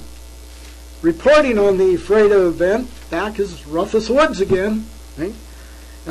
In the Wenatchee world. He writes, intense, incorruptible, without any property interest in the project, Jim O'Sullivan was immune to attack. He dedicated himself to the battle. He wouldn't quit. Attending the ceremony was the governor, the 2 senators, all the congressmen, all other elected officials, and thousands of others. Even the Spokesman Review had to run a picture of O'Sullivan and say something nice about him for the first time ever. And the Secretary of the Interior there speaking said, I feel proud to share a platform with Jim O'Sullivan. Jim, he's speaking to O'Sullivan, in officially naming this great dam in your honor today, we are trying to repay you for the things you have done. It required an act of Congress to do it, Jim, but when the congressman heard about your unselfish devotion for this great development, there wasn't a bit of hesitation in naming the 4th largest dam in the nation after you. That's September 1948. A few weeks later, O'Sullivan becomes seriously ill, and he dies on February 5th, 1949. The story of Jim O'Sullivan is really not about Jim O'Sullivan. It's about you. Right?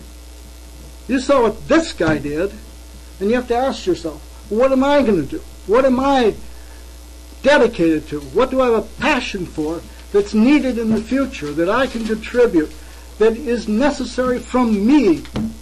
Right? What is it I can do? Right? And especially now in this kind of crisis that is existential, that literally threatens the very existence of the human species. So why did Jim O'Sullivan do what he did?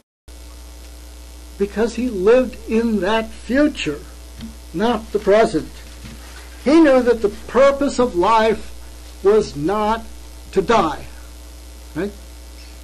Some people are confused on that. You know? But the purpose of life is to live. In fact, to live forever by doing something that does not die when you do. He had a mission. Or put it another way, he lived in his dreams. Because like for us today, those dreams are more real than the world around us today will ever be, or could ever be. You have to be very impressed with O'Sullivan's almost instinctive insight into the minds of his enemies and the minds of the population he educated and recruited. He knew they did not live in the future that he lived. And he had to somehow bring that future to them. And that he did. And he made it very concrete. In fact, he gave them the biggest piece of concrete ever constructed, the Grand Coulee Dam. Thank you.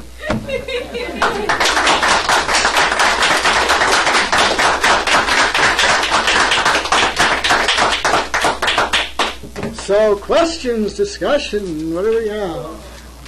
Comments?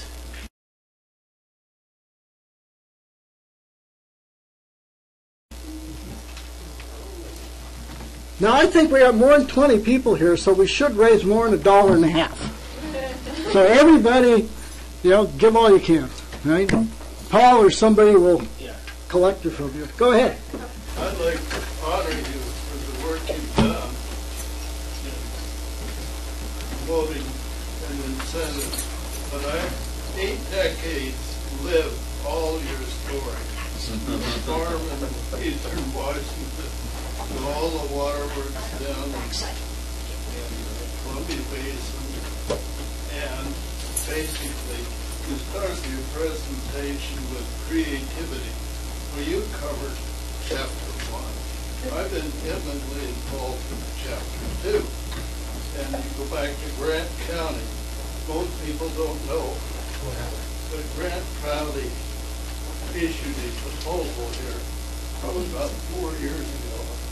They've got, what, 3 dams, they're probably the #1 water electricity producer. And they had this proposal to expand into nuclear power. They want to build 3 nuclear power units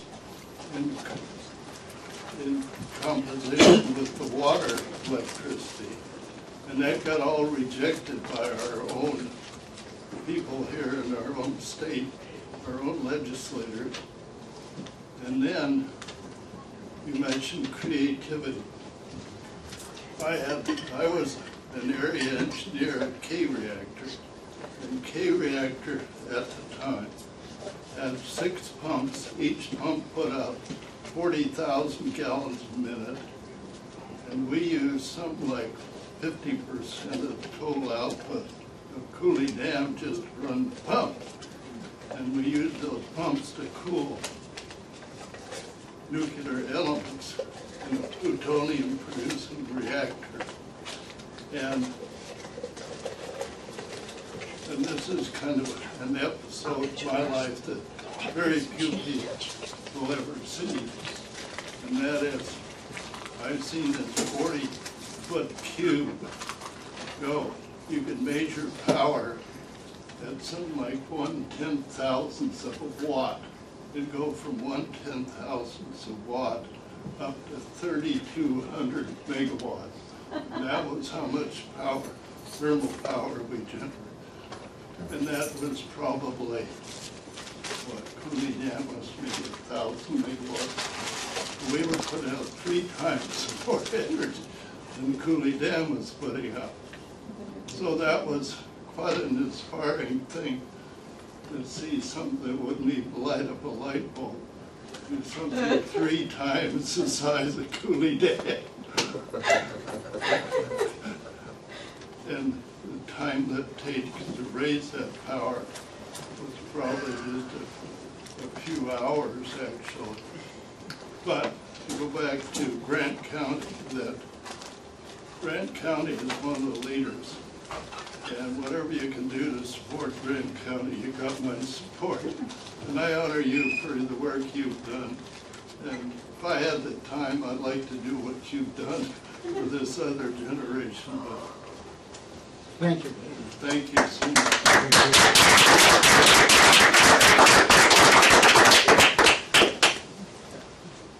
Is Wenatchee the big town in Grant County? What's the big city? Right now, probably Moses Lake. Moses Lake, Euphrates.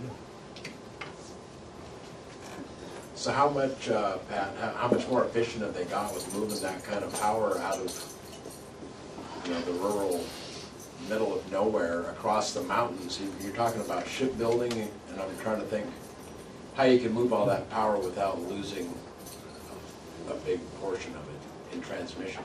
Oh, alternating current. Yeah, high voltage transmission. You have Tesla figured that. very low loss through. I mean, you're not going to ship at 50,000 miles, right? But a few hundred miles, you're not going to. You have very negligible loss with alternating current. Direct current, you're going to have a lot more loss, as that was discovered early on. Right? And go back to the rural electrification engineers and planners. Remember, I said that the utilities companies wanted to charge $1,500 a mile for laying the lines or stringing the lines, right? Well, within a few years, the engineers with the Rural Electrification Administration had lowered the cost for stringing lines down to $700, right? Less than half of what the private utilities would. Because the private utilities said, this is the technology we have, and it'll cost you $1,500. You don't like it, you don't get it. We're making plenty of money. We don't care that you don't have electricity. We don't care that the nation's not developing. We don't care. You know, that was the mentality. That's the mentality of those with the bailouts today. Same thing. We don't care if people don't have housing or jobs or health care, or we destroy all the infrastructure built by FDR by not, maintaining it and investing in new. Right? We don't care. Right? We get our money through bailing out the banks, and you have to pay it. Sorry. Actually, I'm not even sorry. You should be sorry. So, but they, the REA just set off a technological revolution in the country. Not only on the farms, I went through a lot of that, but in the production, the generating transmission of electricity itself. Whole new categories of processes in generating transmission, safety, everything. And that was all led by government engineers. Right? And that was all, and the private utilities had no choice but to pick up on it and copy it. Right? But they wouldn't have ever done it on their own. It's like one of Herbert Hoover's cabinet members. I have the quote there right now. Anyway, he said, on the Grand Coulee Dam, private business would never do anything like that. Absolutely right. Absolutely right. When the aluminum companies all stopped making aluminum there on the Columbia River, what happened? Who gets all the electric power? Well, it's part of the takedown that began after the assassination of Kennedy. I mean, it's 50 years, right? Next year. And it said, no, we're not going to be an industrial, scientific, technologically driven economy anymore. Now, it took years and decades for the process, but it was set in motion, after the assassination of Kennedy. And one thing after another is taken down. Right? And that takes down something else. Right? You stop, you shut down machine tool production, machine tool activity. Right? Well, then you don't need top-level machinists anymore. So you quit training them. And you start shutting down the auto industry and outsourcing everything. Well, then you don't need engineers. You don't need production specialists of these. And then you don't need aluminum either, because we're building everything overseas. I mean, where does Boeing outsource to? I mean, Boeing outsources what?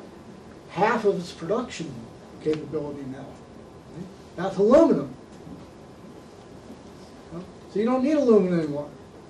We'll suck it up from the slave labor levels of production in other countries. Now, and this is the same thing with the water problem. One of the problems in Mexico and other countries who have horrendous water shortage and a collapsing agriculture is because they export their water to the United States. No, they don't sell, bottles of water at 7-Eleven. It's not Mexican water. What they export is fruit and vegetables, full of water. Right? That's Mexican water. It's grown by corporations, big corporations, like Del Monte. The what? It's grown by, not by the Mexican people. That's right. It's the It's not agribusiness, controlled by the financial, cartels. or what is it? So now they're taking down the Economic. dams. Yeah. You know, you mentioned Bonneville Power, you know, a lot of people outside of Washington don't know of it, that's a 100% Canadian company now. Well, that was Clinton, they signed the NAFTA. BPA, that's a government agency, U.S. federal government agency. Well, no, not Bonneville Power, I'm sorry, Puget Power, Puget Sound Energy. Puget Power. Puget Sound Energy, which, yeah, but they're using the Bonneville. In other words, the Queen. Is that Canadian? I mean, the British and the Canadian governments agreed a few days ago that where they have embassies, you know, they have embassies, both countries have embassies in other countries, right? Yeah. Well, they're going to combine them into one embassy. Since we're both under the same sovereign, Queen Elizabeth. That's literally a statement of the British Foreign Minister 2 days ago. Did the Canadians think that their countries be in Shanghai? Yeah. What did they say about that in Montreal? Well, you can ask Canadian. We got one full-blown Canadian in the room. Yeah.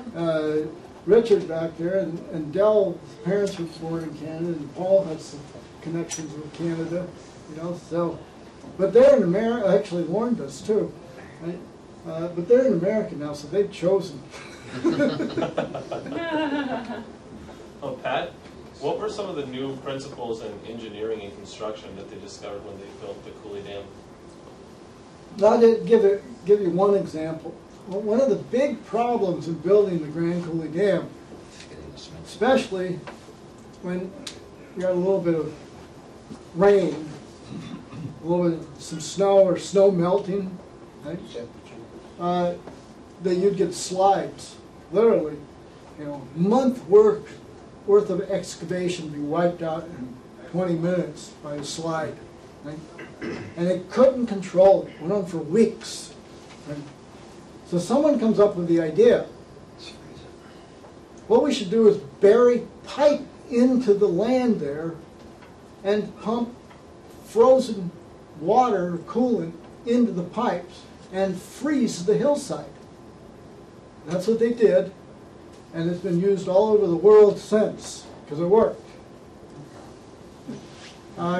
Actually, you know, remember I showed you the picture of my father in 1943 at Fort Lewis. In 1939, he was pouring concrete at Grand Coulee Dam. So, Pat, what's behind this takedown of the industrialization of the United States? What's behind that?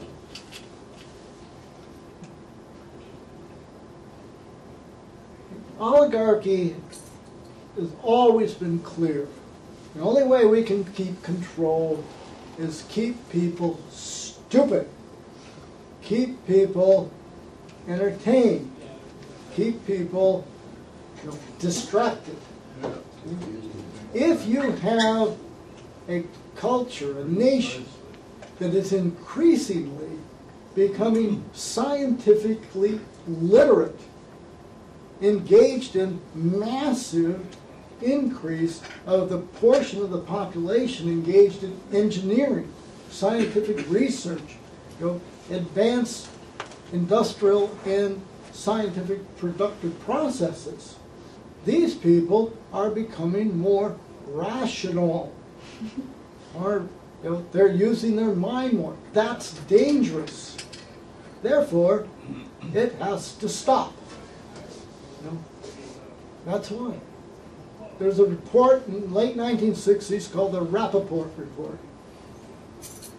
It's, done by the British.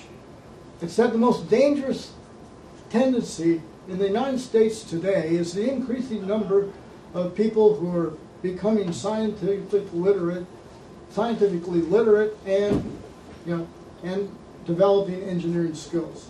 That's the biggest danger in the United States today. Right? And with the assassination of Kennedy, they began taking down NASA immediately. Though you had the momentum that put a man on the moon in 1969, and for about 3 more years.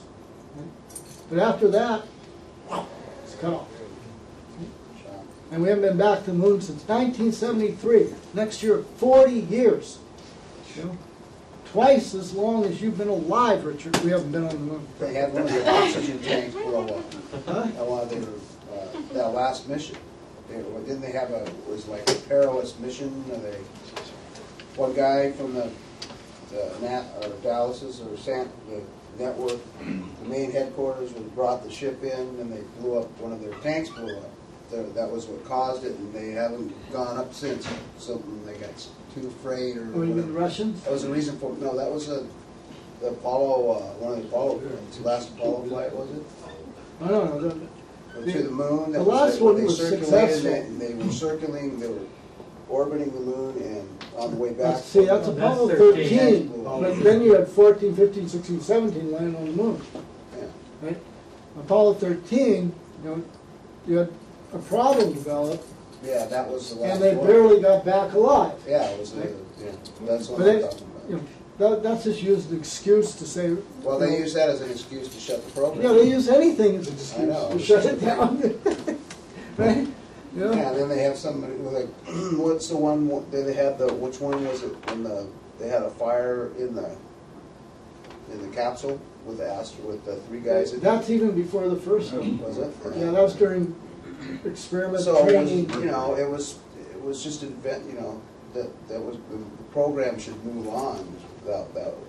Just not because of just a couple of mishaps. Like the same as the parallels with the nuclear programs we have. Everybody's they've got everybody afraid to death that there's going to be a nuclear. Yeah, but see, all that's The plants are going to overheat, and there's going to be a But contaminant. it's all excuses to carry out their intention, which is keep people stupid, backward, don't let people reproduce too much.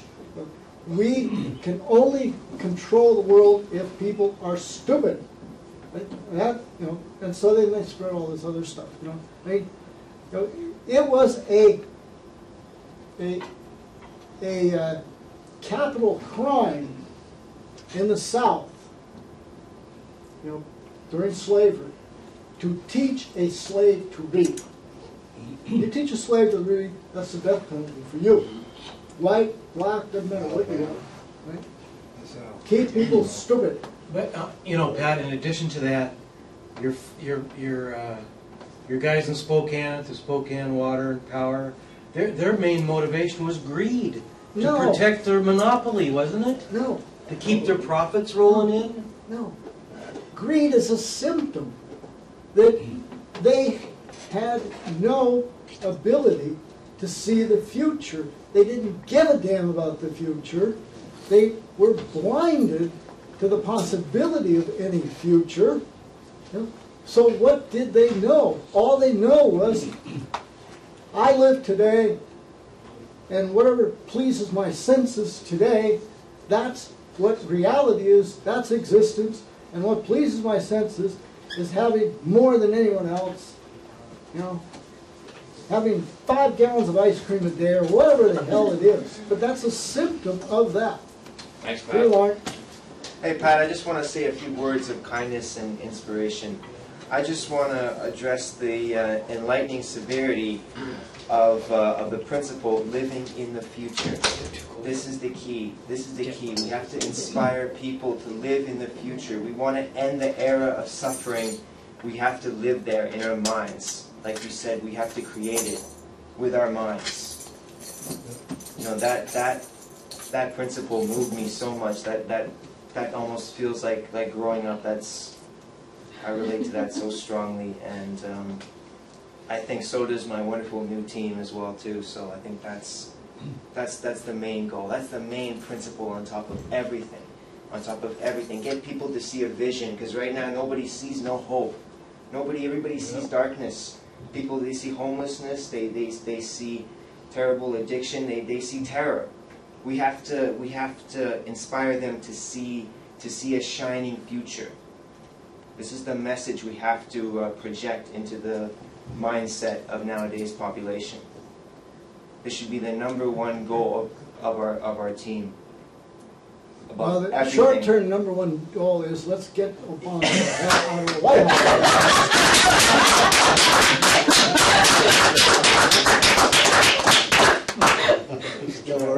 Hey, wait. I'm on the phone doing fundraising a lot, right? And you'll say, well, who are you going to replace him with? Right? Everyone got that question, right? Yeah. I mean, the only honest answer is anybody. Joe Blow walking down the street, put him in the White House, he would be so overwhelmed with responsibility that he'd do a good job. And you know, the best job he would do would be to listen to people who know what needs to be done, and then just do it. Right?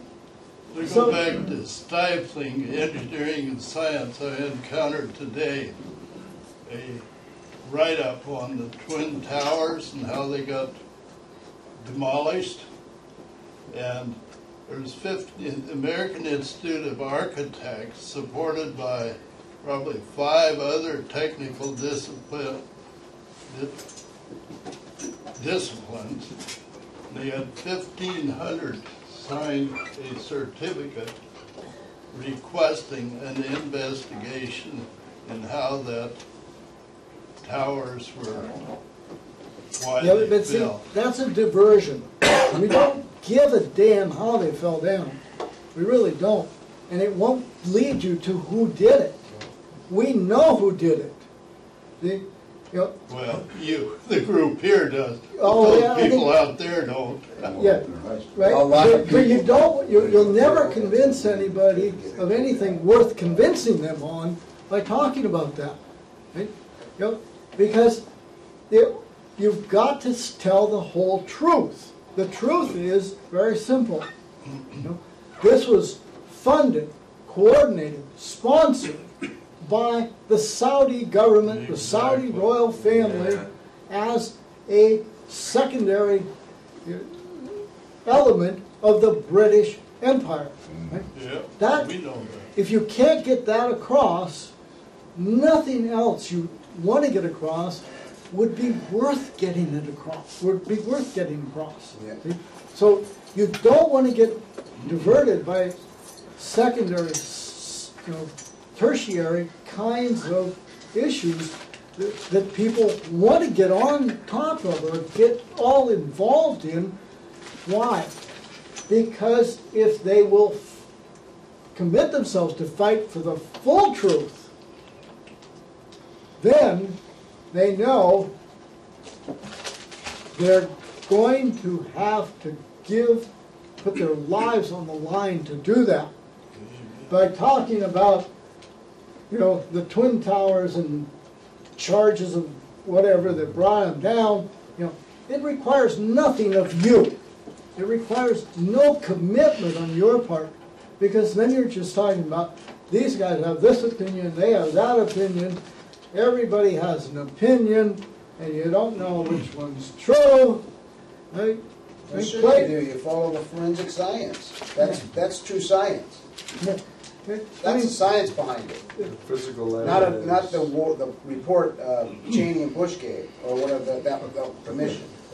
You follow that, but you move beyond that to what you just said. Yeah, you move beyond it.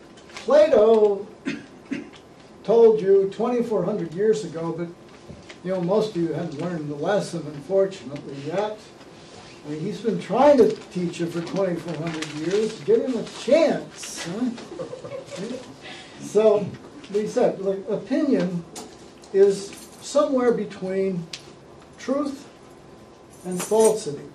And all those who hold an opinion don't give a damn whether it's true or false. They just like to express their opinion. Now, I could say something crude, but I won't. Could it be on the lines of it's like something? All right.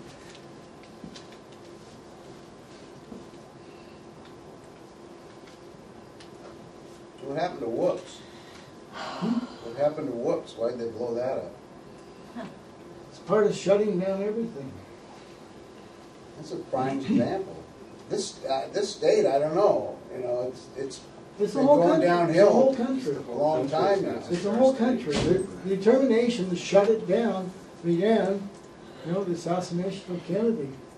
The beginning of banking finance taking over the country, which started in 1971 with Nixon destroying the Bretton Woods system. 1971, 40 years ago, right? First step. And think about this on the electricity side. You saw those 7 pieces of legislation for FDR, right?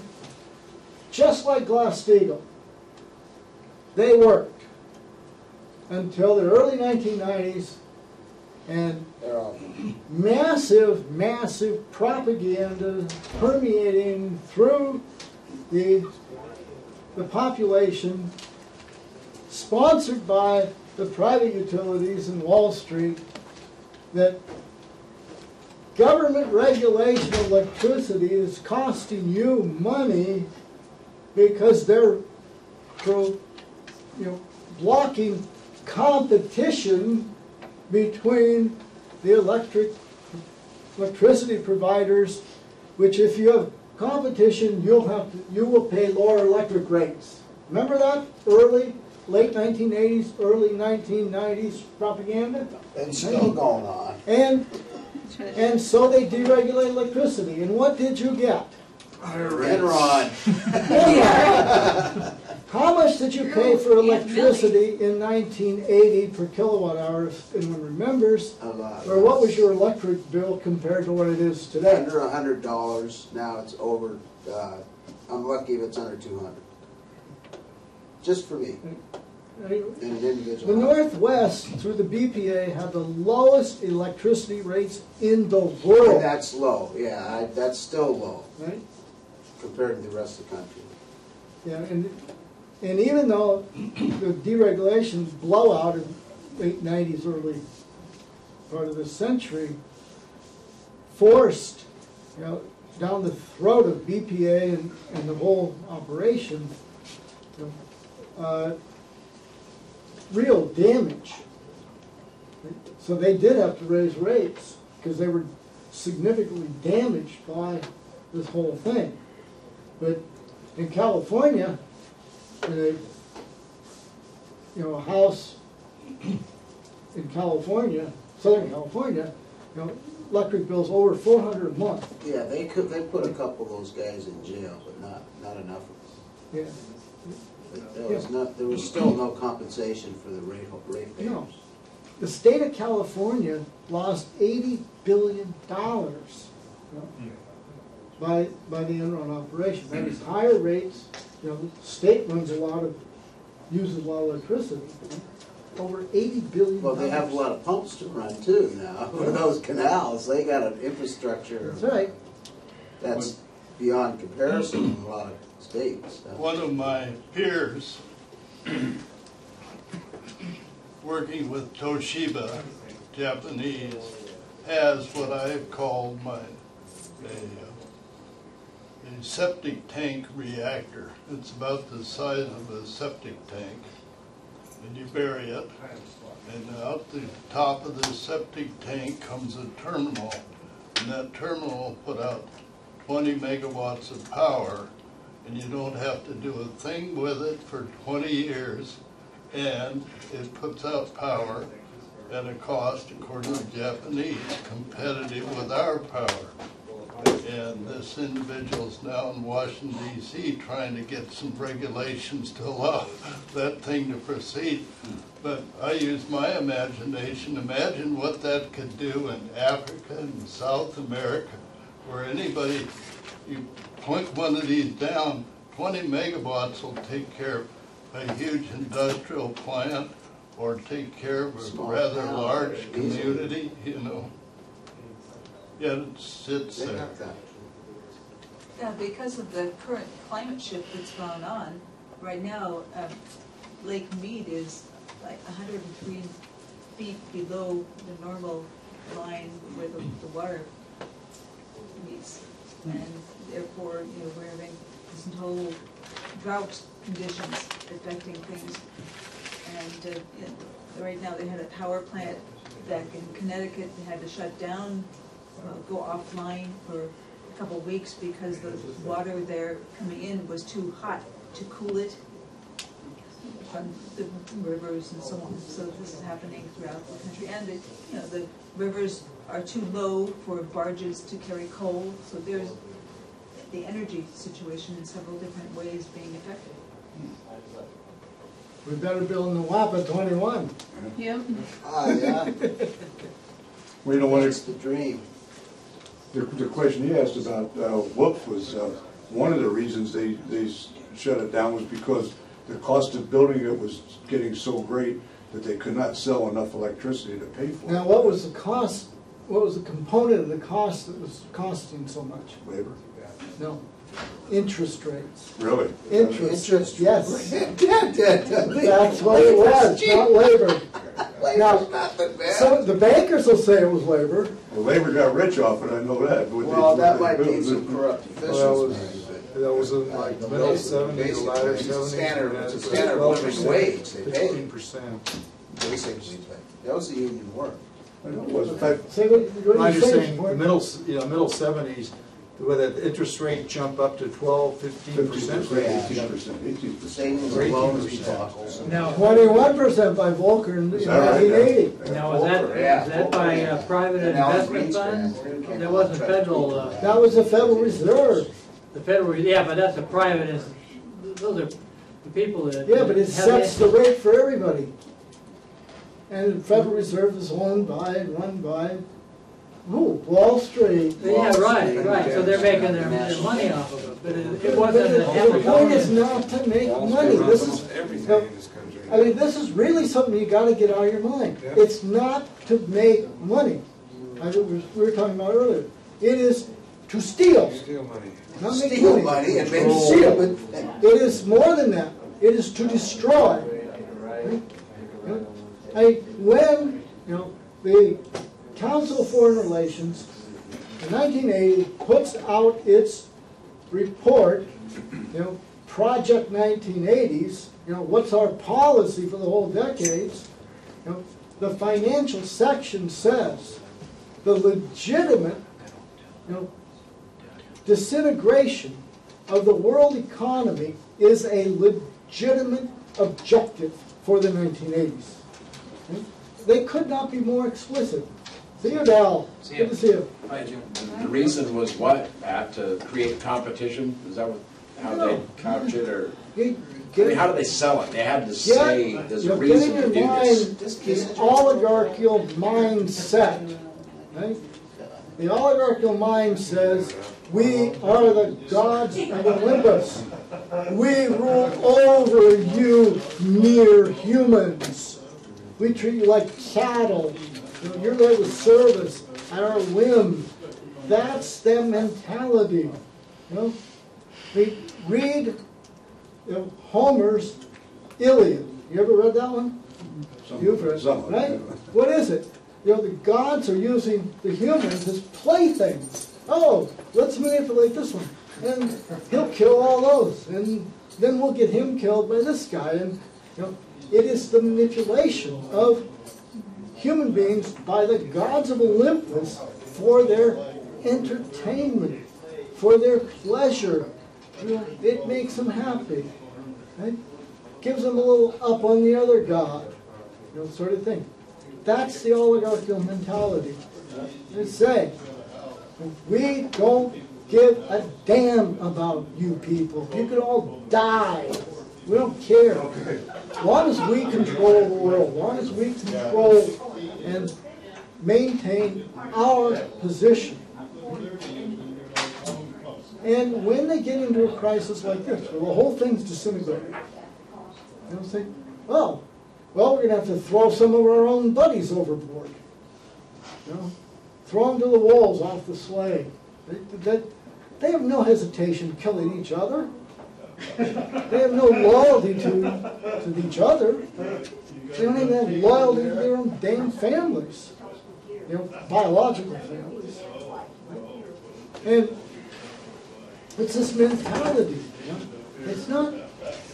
What you get is this businessman or that banker or something, is out, he's greedy to get this money or something, But that's not the oligarchical mentality. That's a sick symptom of the system that's sick.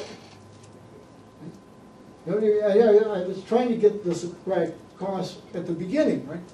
It is, if you live in the future, you don't give a damn if you're rich or poor or have prestige or anything else. You live in the future. That's where you live. Your mind is in the future.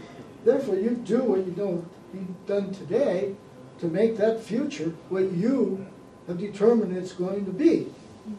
That's a real human identity. That's how a human being with a creative capability really can and should think. But humanity as a whole is like a 2-year-old child.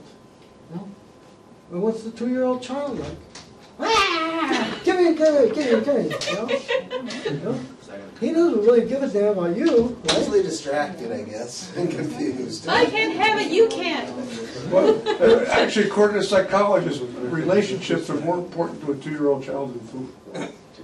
Than what? More important than what? That may be. Food. Relationships are But it's when the innocence. but very limited to relationships. And how hungry they are. Anyway, thanks for coming to talk. You're gonna run one, so. Oh, this is fun. Yeah. I have to come up here more often. Yeah, I gotta learn how to, Please. like you say, I gotta learn how to live in the future. That's important. Well, it's a future that is in our hands if we choose to live in it.